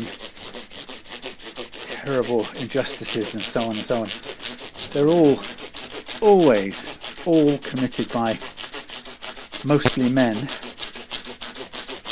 who are on a trajectory of craving, attaining, losing, grasping back power, whether it's wealth or, you know, power of life or life and death or whatever. And everything that's wrong with our planet, everything about our planet that isn't paradise the way it should be, comes down to that. It's all because somebody in this moment, believes they're not enough, and they feel scared because they haven't got, and they must get, and they fervently believe that when they get, it'll fix them and everything will be okay, and they will stop being afraid. And if you ever watch those millionaire lottery winning type things, one of the things you tend to see is that as soon as anybody wins the lottery, their lives start to get unbearably complicated and messed up, you know. And I could imagine it. I wouldn't have to win it to imagine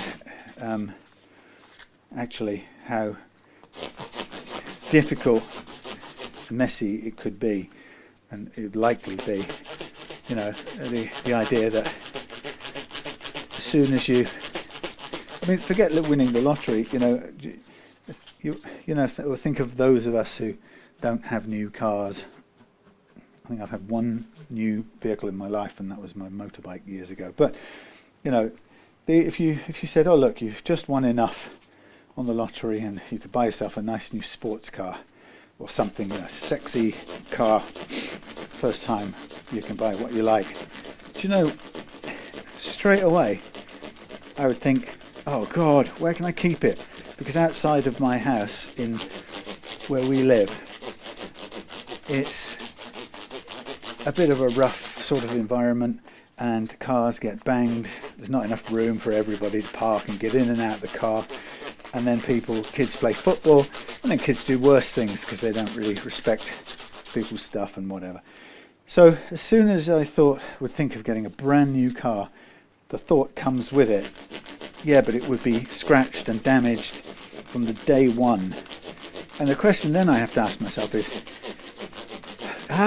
but could you let go of that and just accept it and just enjoy the fast sports car or whatever it is, you know, you spent your winnings on? And the answer is, well, I could let go of it, and then when you think about letting go of, you know, the sort of shiny, sexy newness of this car, which suddenly is getting the football kicked against it by kids who don't really know any better, then you sort of think to yourself, oh, hang on, where was the pleasure?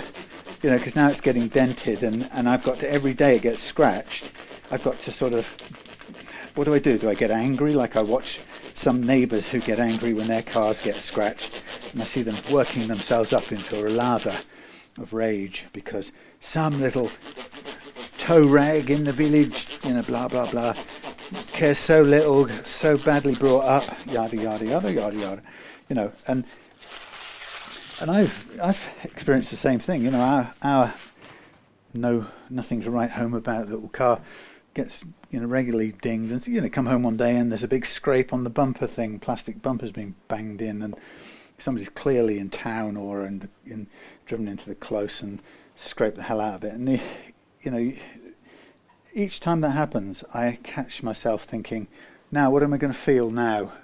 Am I going to, oh God, why are it's so unfair? And there's such a temptation to feel that. And then I think to myself, no, it's a thing. It's a thing. It's going to decay from the minute I buy it, just like we are.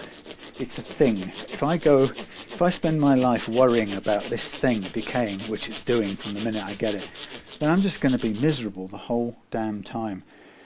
So I gave up worrying about it, and I accepted that it is, you know, on a path to, you know, becoming old and scratched, and that's just natural, and it will happen. And, you know, I can either accept it with grace, or I can fight against it and be flailing and, oh why. So I accept it. I don't want to be worrying about it all the time, and I instead I celebrate and be grateful for what it really is, and that is, it's a car that got through the MOT the other day without costing a penny, which is no right it should have done that, because it's old, and, you know, the last time it cost about 600 quid. But somehow, when money's tight, it very kindly went through the MOT, needed no work, and I was able to put the money I'd put aside for MOT work and buy some new tyres, which it just about needed. And then I was able to safely go up with my boys to see my mum, who's not well, in London. And so none of that would be improved in any way by worrying about somebody kind of walking into the car or banging it or kicking a football. None of the things it did would be improved in any way by me getting hot around the collar, or trying to protect it and hold on for fear of losing what I had, and that's the point I was coming to. That what I noticed, that when you have more, you get caught in a trap of worrying about protecting the more, because you suddenly, like if you get that new car, you suddenly find yourself 20 times more worried about the kids playing football than you were when it was just a 12-year-old, 15-year-old black Honda with plenty of dings in it. And the idea that wealth, or that extra bit of nice thing you got, brings with it this extra misery. And you have two choices. You either, at that point, you shape the world so it can't harm your new car. So you work even harder at work, and you save, and you speculate on the stock market so you can finally buy yourself a house with a garage that you can, when you come in from the road, from the evil world, you can put your car in a garage, and there, when it's overnight in your garage, at least then those little swines can't kick the football against it. And so you've kind of bought yourself a house with a garage, and then you're frightened that because it's in the garage and it's worth a lot of money, this car, you think actually it's the kind of car that people will break in the middle of the night and hotwire it, or break into your hallway, grab your keys, and take off with your car. So you have to not only have a garage to keep the little kids' footballs off it, you then have to have a kind of constantly running CCTV system, which are also, you have to worry about it running, and is it recording, or are the Chinese taking your your wireless login? Yes, of course they are, and so on and so forth. They just, I realised that when you acquire more because you think more will make you feel more secure, actually more makes you feel less secure. And then every time you have more and you are hit by that feeling of being less secure, you have a choice, and it's like a lesson that's put in front of you to either accept it and say, this is madness, what am I doing holding on to this, and being, thinking there's security in these things because they're doomed to fall apart, and if I take them too seriously or seek myself in them, I'm doomed to misery. And it's just, all these things they don't become security, they just become more things to feel miserable about. So you either wake up to that amazing, marvellous realisation, which I pray that you do, before you're consumed by your ego's need for more things to protect you from harm that you see all around you, which is Putin's basic operating model, or you don't, in which case you carry on working day and night to try and control the world around you so it can't harm your little car. Or, the more powerful you get, the more extremely you control the world so it can't harm you. So now you control it by frightening all of your citizens so that nobody says a bad thing about you, because you're protecting yourself against, being hated, because that's the thing you feared most, but you end up making people hate you. But rather than let it sink in, you frighten them so nobody can say they hate you, and everyone does, and you twist the whole of everyone's life so you don't have to face the fact that nothing you've achieved with all your conquests and your skullduggery, Mr. Putin, and all your KGB training and all your incredibly sophisticated psychological ways of controlling and ruining people and destroying them, and all your brilliant laboratory work to create deadly poisons that can kill people just by looking at a perfume bottle in a park in Salisbury. All of that stuff, never made you happy, never once made you feel happy.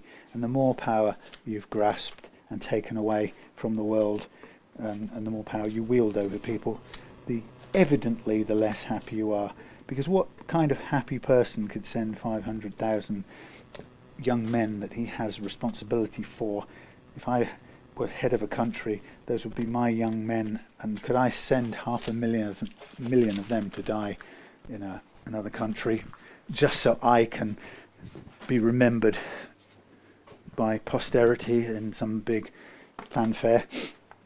No, I would, if I had to be in charge of a country, my priority would be that those young men had a future and they had some chance at happiness themselves, which wasn't out of a vodka bottle or in a fancy Western car stolen, or a washing machine stolen from a neighbour whose lifestyle is better and more comfortable than yours because your stupid dictator spent all the money on bombs and tricks and weapons. And oh look, that's cool, paint came off with the tape. There we go. Thanks, Fender. That's the way it's going to be. And it's always the same, isn't it? It's always going to be a surprise. You take the tape off, and a bit of paint comes off with it. Thank you, Fender. Anyway, yeah. So that's my take on it, and that's where everything. That's why we're in the state we're in. Is that we're still teaching our people, young people, that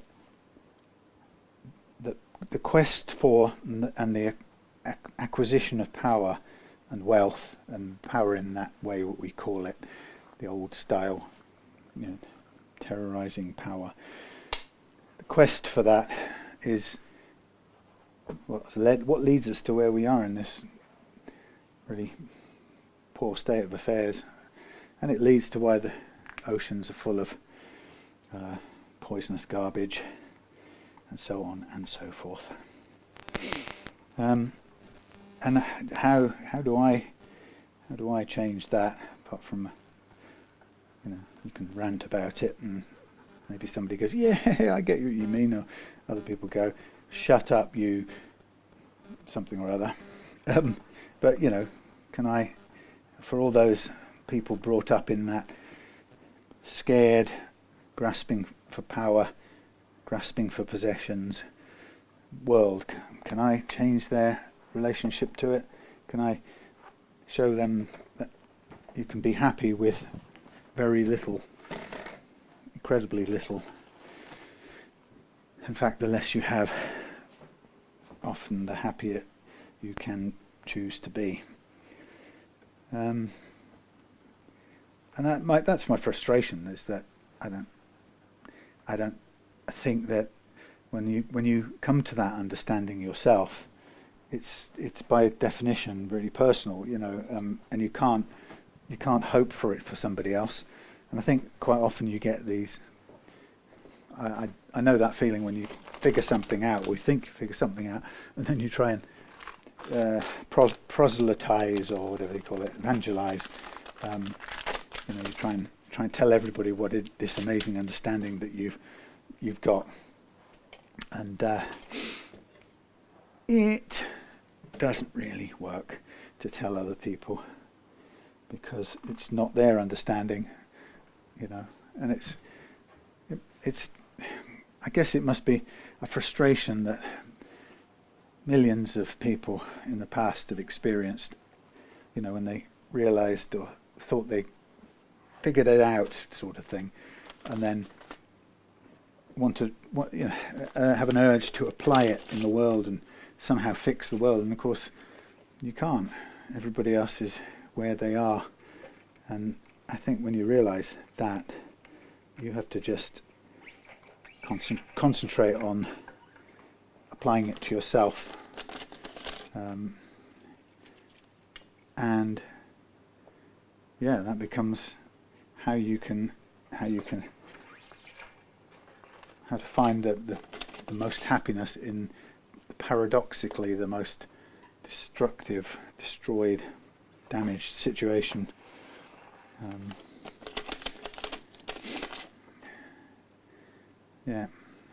Because I think I certainly, as a fixer of guitars and things like that, not just guitars but anything, I've always been moved to fix things and try to make them better. And I think that's a very hard thing, to look at the world and not want to make it better. And I'm not really sure that anybody I've ever seen in history who set out to fix the world ever did anything like it, or possibly might even be argued that every well-intentioned person who set out with the intent of saving the world in some way or putting it right probably made it worse.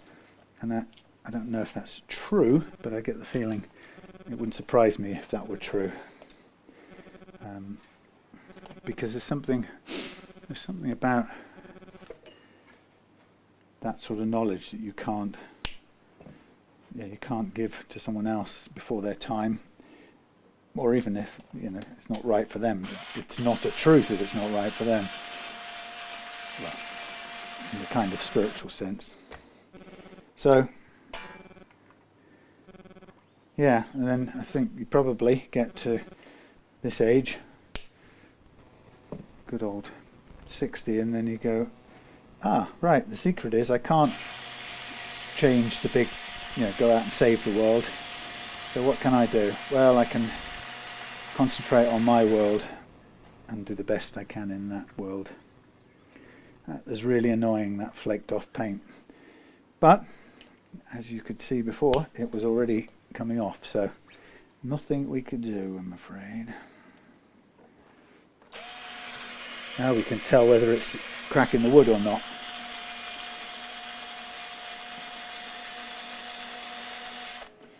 Anyway, that's what people like. It's a good relic guitar. I mean, it is anyway, because it's got some nice dings in it. Yeah, so anyway, so that comes, the whole point about all of that ramble is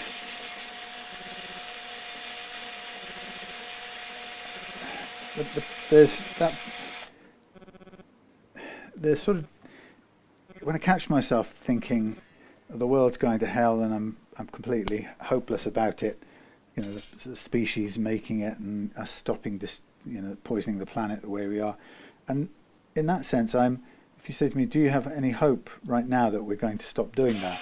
I've got to say, not in time.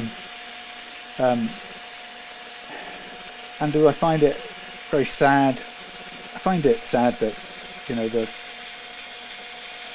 the natural environment is suffering so badly, and that soon there won't be any diversity, or not. We're damaging biodiversity really quickly, and so on and so on. But all I can do is the things I can do locally, and if I could set up a monkey sanctuary, or if I could, be active in recycling or something else that I do, then yes, I can try and make the difference I can within my personal sphere of influence. But we don't often, we're often confronted by these great, vast scale problems that some individual is starting and kicking off, but none of us individuals, abstracted from the power that those individuals have, can do anything about it, which is really hard.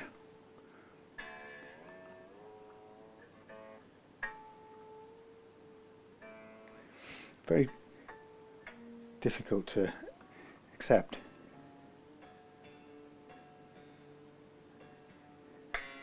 Ooh, thank you, saddle.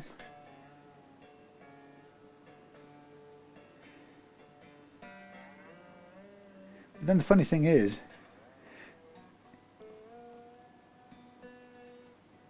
when you think about saving the world, and you say to yourself, if only I could, if I had the power to blah blah blah, if I made the rules blah blah blah, and you think of what, you imagine what you'd say. You say, well, from now on, none of us are going to treat people this way, or we're not going to be allowed to do this anymore. And of course, you find that every great solution that you jump to, or you imagine, if somebody said, right, I've given you the keys, you're now in charge of world government, and you think, right, I put it all right. And of course, the first thing you think of doing would be imposing your will, even with the best intention. we immediately think about imposing our will on everybody else to fix the problems. And in that sense, our temptation is no different from anybody else, the ones we call, just a matter of degrees different. Great. Thanks. I love it when that happens, when you're stretching a string and it gives up. Well, thankfully, Adam has supplied me with a ton of decent strings, so I'm not short of strings, but I hate having to use a whole pack. Do you think that was a sign from the universe?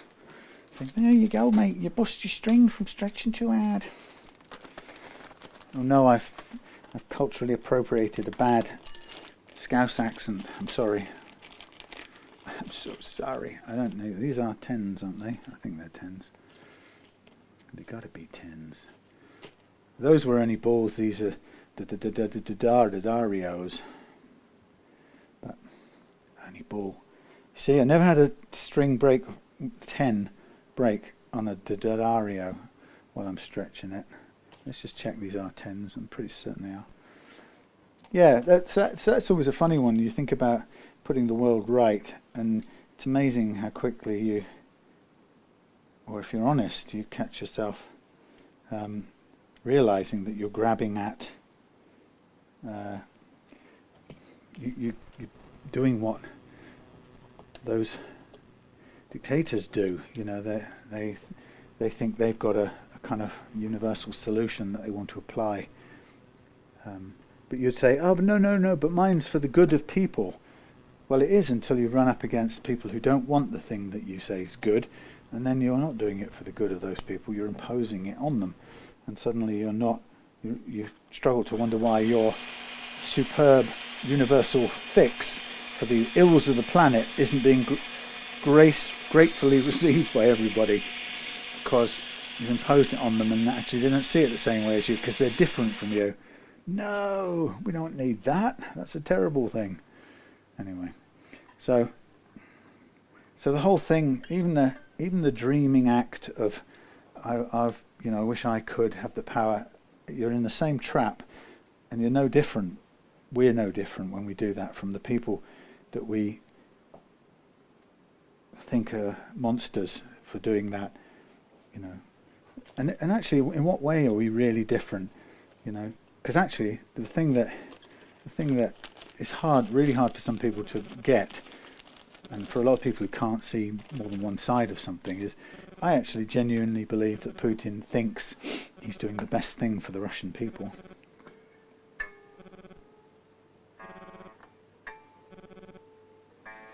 He doesn't get up in the morning and go, I'm going to misuse all the Russian people for my terrible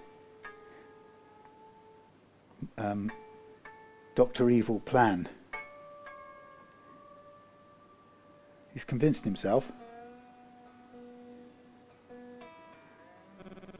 that he's doing what's necessary for Russia's greatness. And in a sense, that's even closer to what we would be thinking if that was us. I think that is broken in the wood. You can see a sort of mark where the wood's gone. There we go. There's still more liable to fall off over the years. So I'm just going to keep on stretching these strings to get them all stretched out. So yeah. So if you don't fix the world by acquiring the power to impose your fix on the world, then what do you do with your desire to fix the world if you don't use the same method that you despise the dictator for?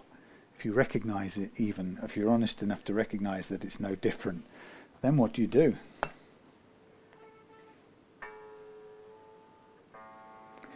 How do you do something good?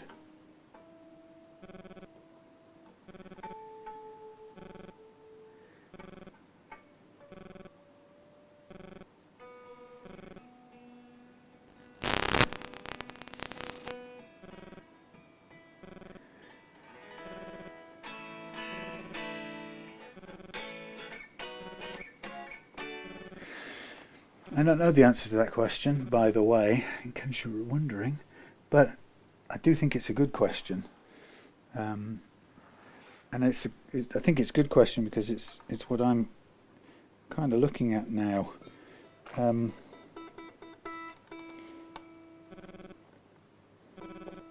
used to, when I was young and my heart was an open book, I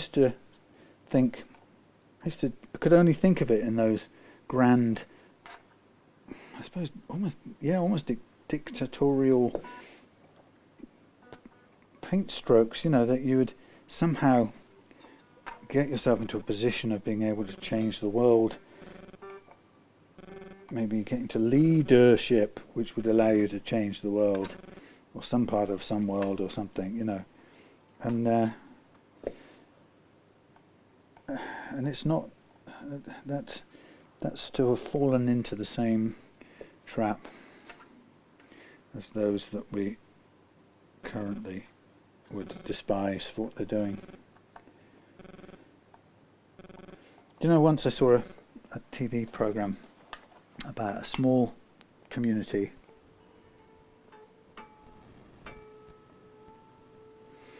about 100 strong on an island in the South Pacific or somewhere like that. And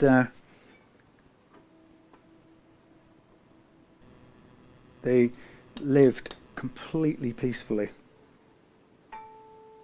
somehow, but it was because they understood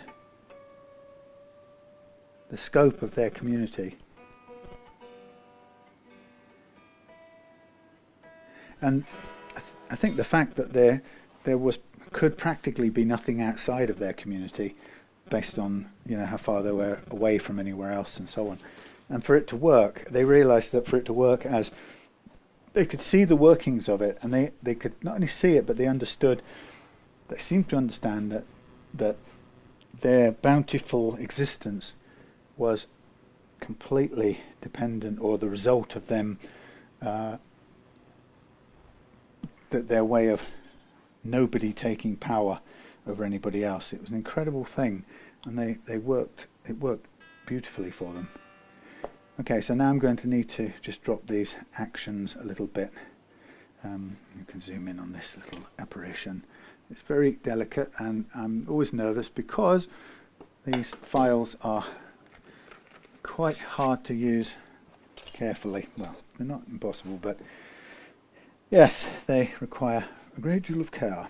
So now I'm going to just adjust these to the ideal action, but also I get a chance to widen the slot as well, in case, just to be absolutely sure that from now on it won't grip the strings. So this little community, and they lived in, they had a limited life, insofar as that, they didn't have complicated things. They had a certain amount of food and freedom, and they valued it, and they lived together in a way that was guaranteed to make sure that they could continue that way of living together, and it worked, and it was beautifully successful. And they were an amazing example of a community that could live together in that way. But of course, the downside of it is that there was a limited amount of what you could do in that community. You could really just about catch fish, make bedding, make huts, make boats, and so on. Whatever your basic subsistence required. But because it was in such a beautiful place, it didn't look or feel like subsistence. It felt, they looked very happy with it, and they understood its limitations and the trade-off between that and what they gained from it. And it was a very attractive looking thing. But I think what it made me think of was that there's a there probably has to be a limitation to the complexity of the society you live in. And that could well mean technological complexity as well as social complexity, if you're going to keep that sort of, I don't know what you call it really, that sort of happy, peaceful coexistence. And maybe the, you know, the Israeli, no, Jewish, Israeli, whatever, you know, the old kibbutz thing was, at least from what I heard of people who experienced it, that there was something about that worked in a similar sort of way. But I never went to one, so I don't exactly know. But anyway, so I think that what was evident was that in this tribal island community, there was no room for wealth and possessions of the kind, and nor of any sort of power. Everything was agreed communally together, and there was something, as far as I could see, there was something about the way that they all understood that their happiness and survival depended on them keeping in mind at all times that their survival and happiness depended on this structure of nobody seizing or having more power than anyone else. And I think that's quite an interesting explicit thing that we don't seem to like. You know, because if you think about it, most of our dreams of aspirations do pretty much involve acquiring the power to not either be bound by obligations to other people, or the you know, gaining the power to buy our way out of them, or to, you know, make people you know, service us and not us service them, you know, because we've got the wealth that we can exchange. So it's very interesting for me, I thought.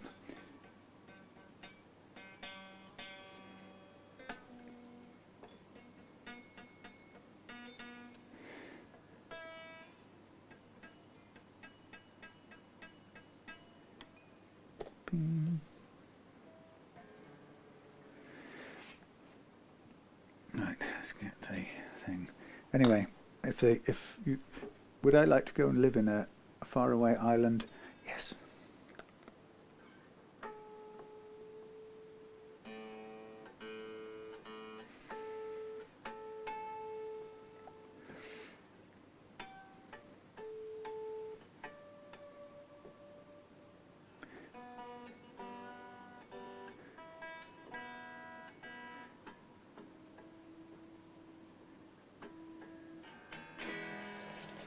So I'd be happy to dedicate the rest of my life to building dugout canoes in order to live happily in our little island nation. But yeah, the key thing I recall was the absence of this culture of needing to actually the absence of power. That's what it was. Complete absence of power. There was no,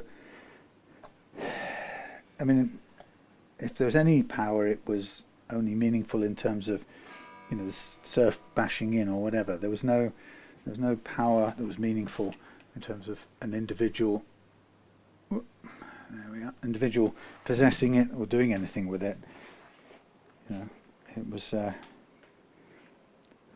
just a very simple, straightforward way of doing things, and I just think maybe that's the unshakable sort of deal, you know, that it can't be when it gets too complicated.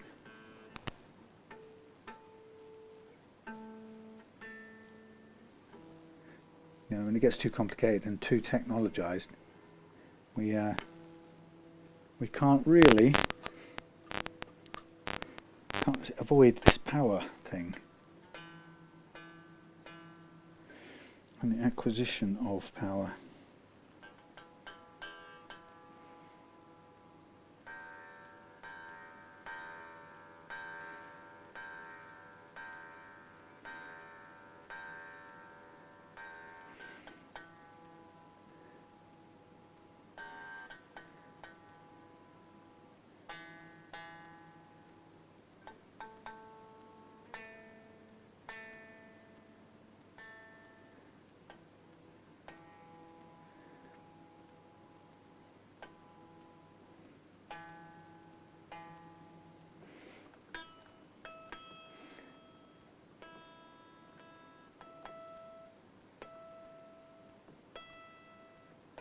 Can you imagine a world where we took away the idea of power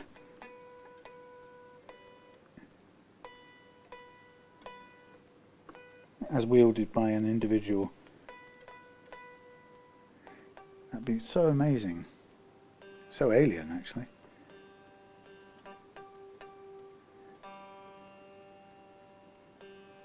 I think within that,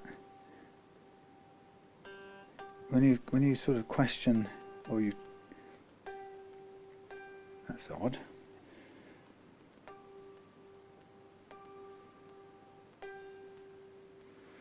Only ball. Now I'm getting some strings that I don't like.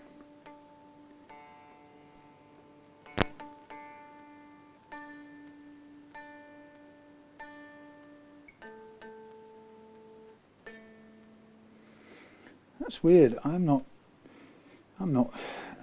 very.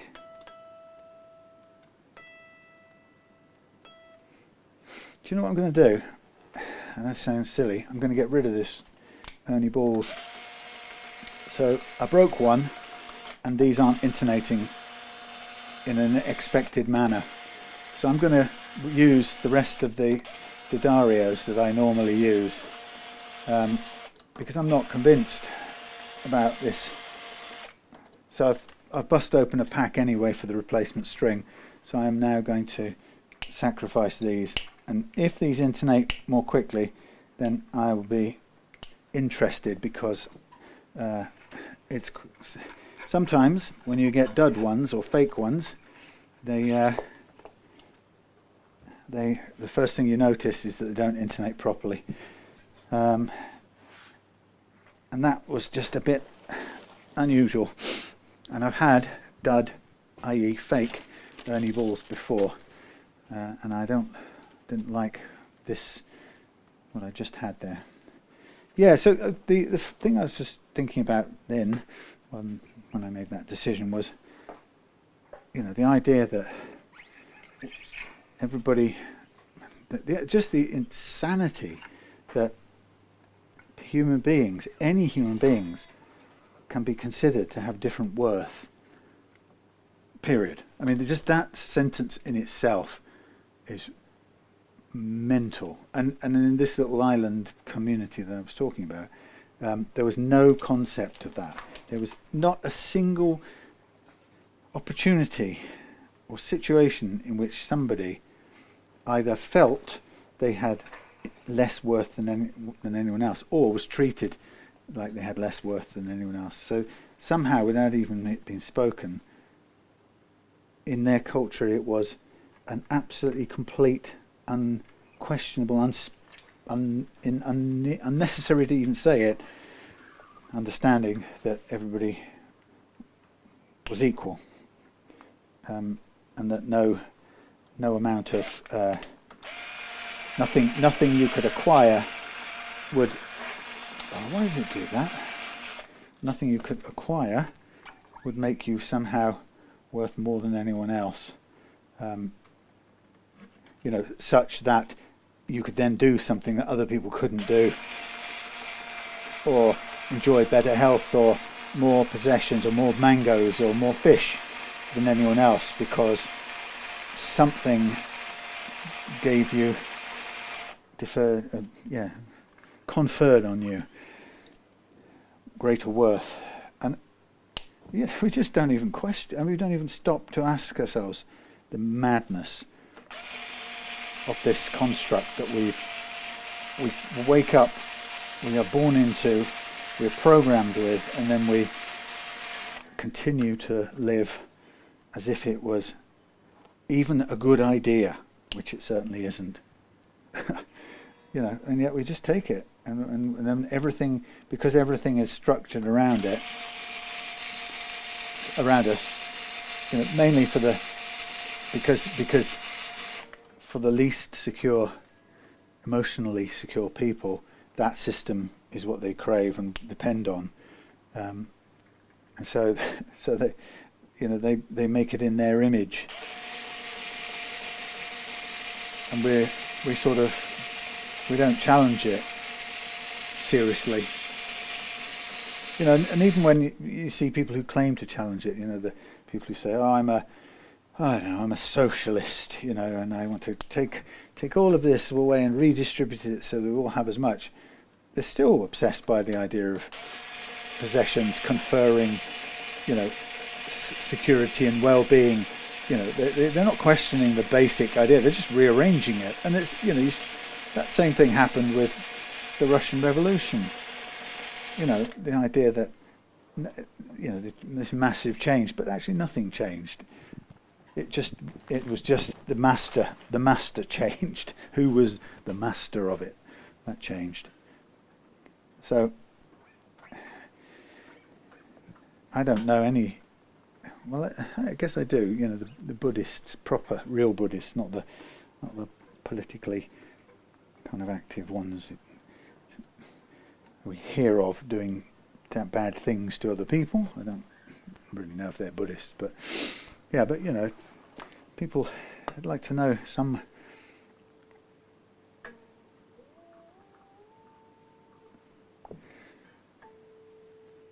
society where that works.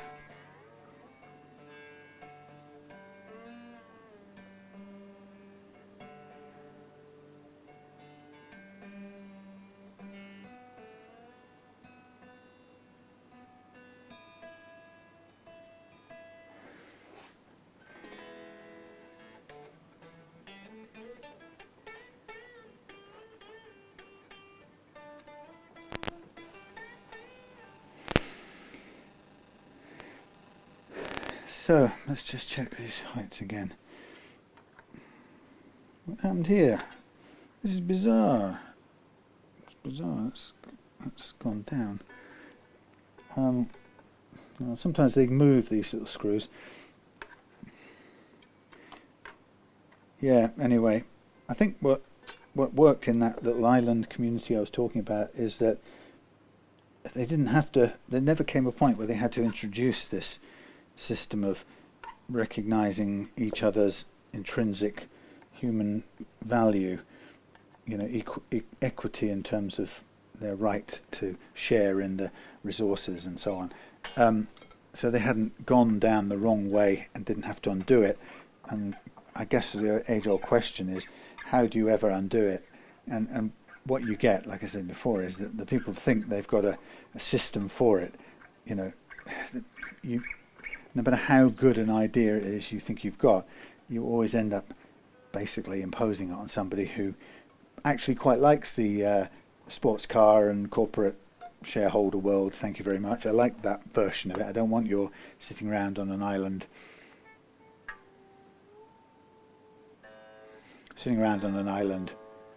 feeling completely safe and secure, enjoying the bounty of the planet.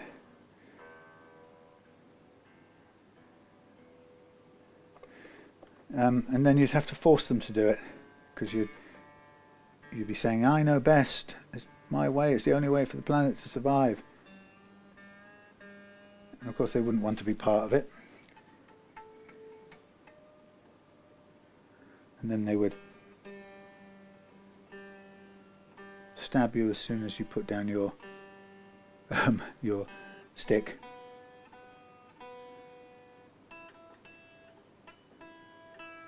Yeah, so it wouldn't work for some reason.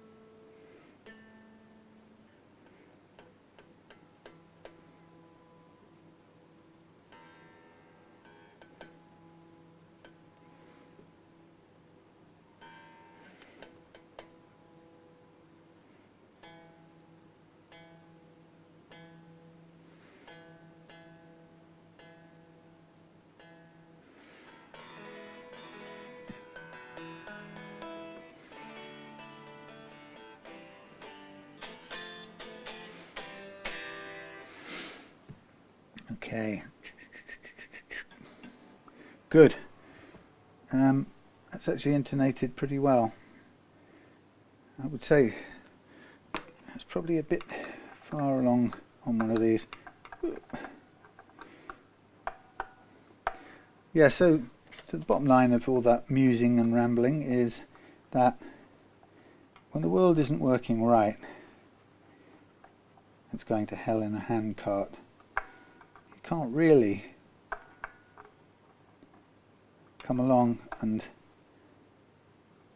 make other people want to do it the way you want to do it,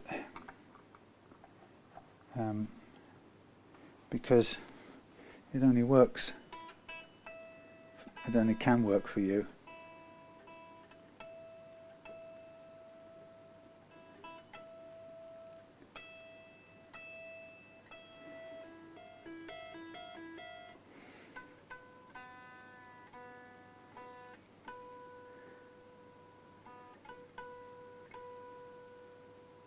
Beveridge, I was reading his thing about winning the peace. Having won the war, they then had to win the peace, and his idea at the time was about having a UN that was, you know, X amount stronger than any individual nation, and would therefore be able to be a policeman.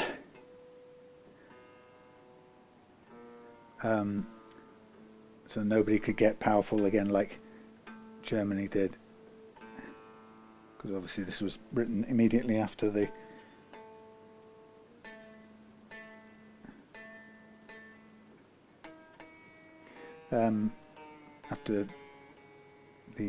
defeat of Germany.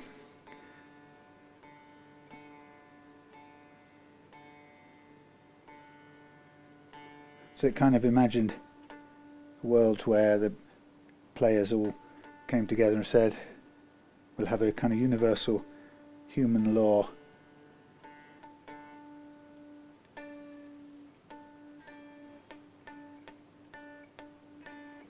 Wow, that's not good. Something odd about this. Yeah, so you know, the idea would be that we all had to agree that the sort of basic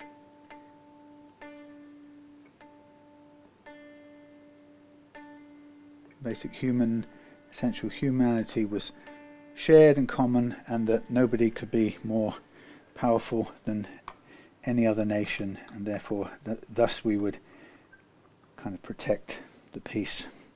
And I don't see that ever really worked.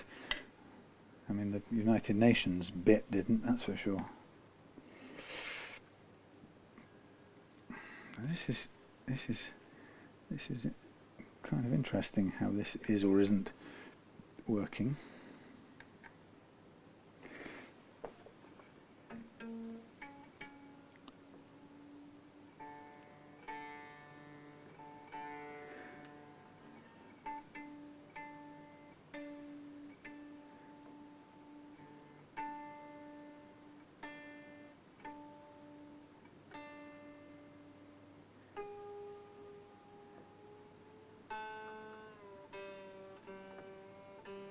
This is playing me along.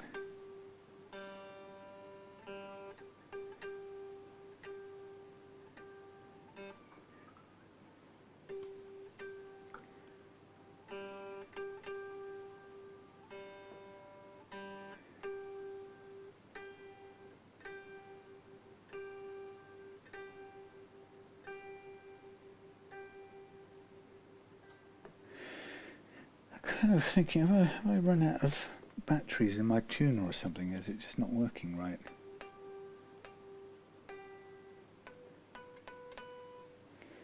So that it's claiming it's too long. I don't really know. I'm just going to try and put it further out and see what we get.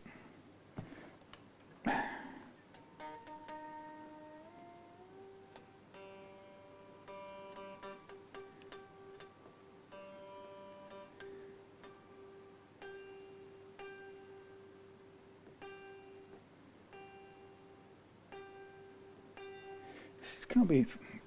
I'm going to just do a measurement here because something isn't right about this. I don't want to be the person who discovers some bad news about this.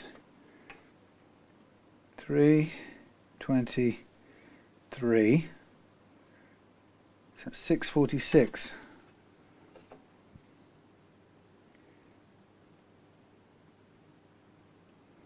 Hey, heck. Bloody Fender. That is this is not good. This is not good.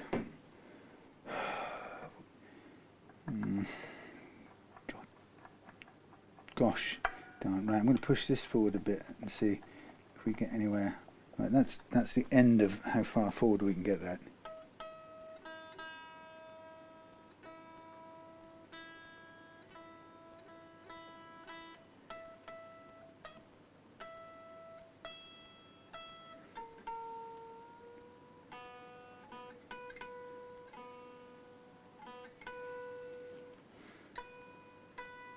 That's better.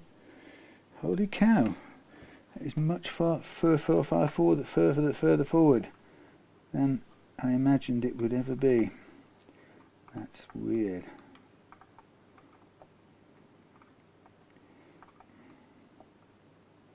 Hang on, sucker. Wow.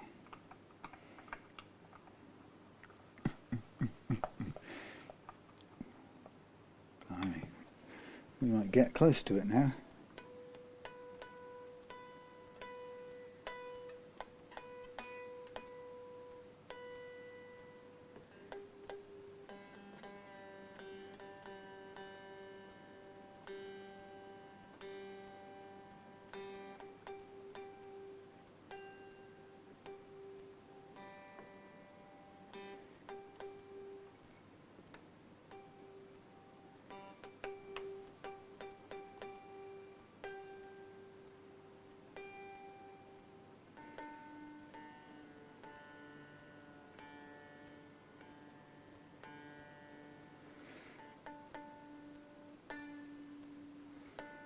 What?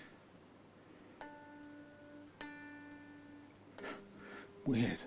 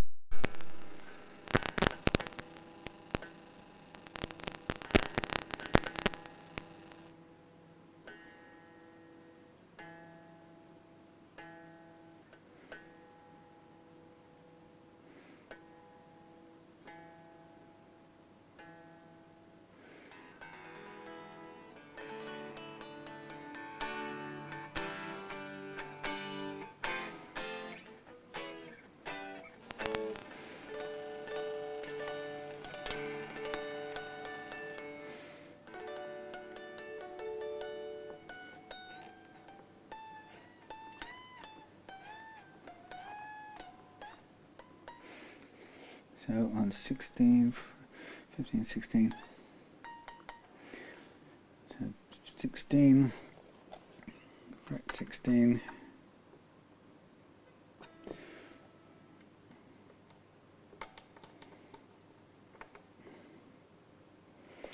Fret 16. Right, we're on 1 point.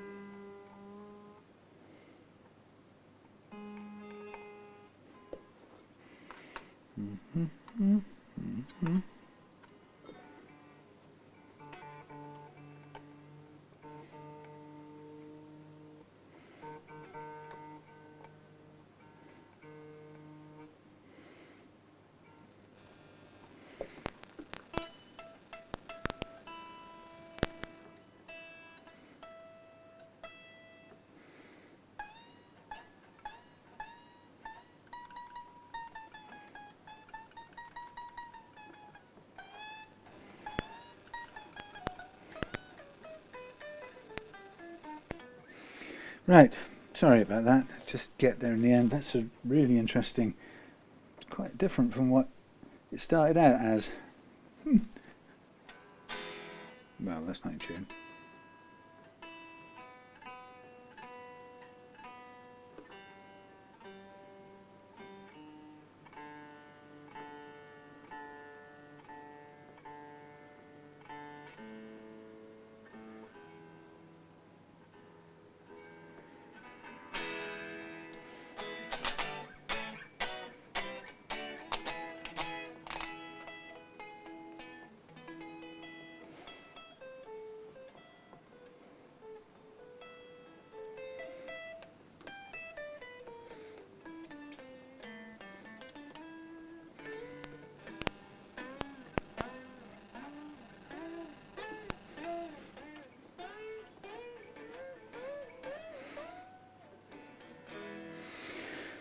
Okay. Well, we are pretty much nearly just about there. I'm going to put this back on now. Sorry about the boring camera and the boring philosophical noodling, whatever you might call it. Yeah, interesting little guitar. Nothing is straightforward anymore, I'm finding, especially when it comes to Fenders, Mr. Leo. Well, modern Fenders anyway.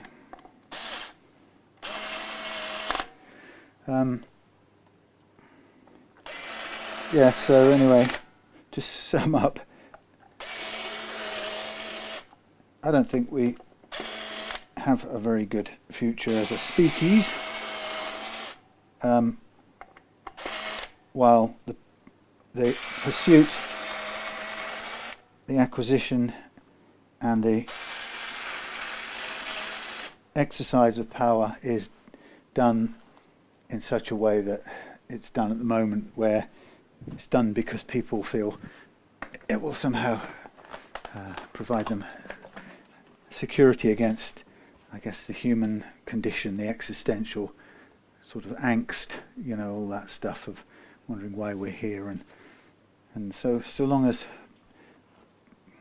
blunt power is the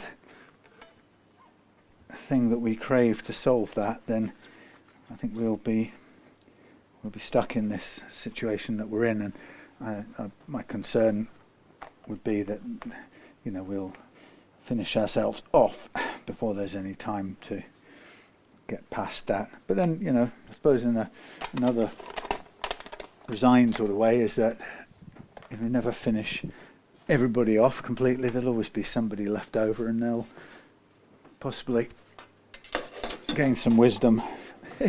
Start again. Anyway, low battery indeed it is. Okay, so we're just about done. Oh, I've unplugged you. Oh, sorry, I don't know if that's killed the sound, but close. There we go. Let's switch you off. Ranty one, rambly one. But there we have it. Look at that. More ready to come off. Thanks, Fender. But that's started with the neck pocket being too tight, and if you see in there, but there's some kind of funny colouring on the wood. There might even be a crack there on the wood itself, but it's too tight, so it's been shoved in, tightened up, and that's the result of it.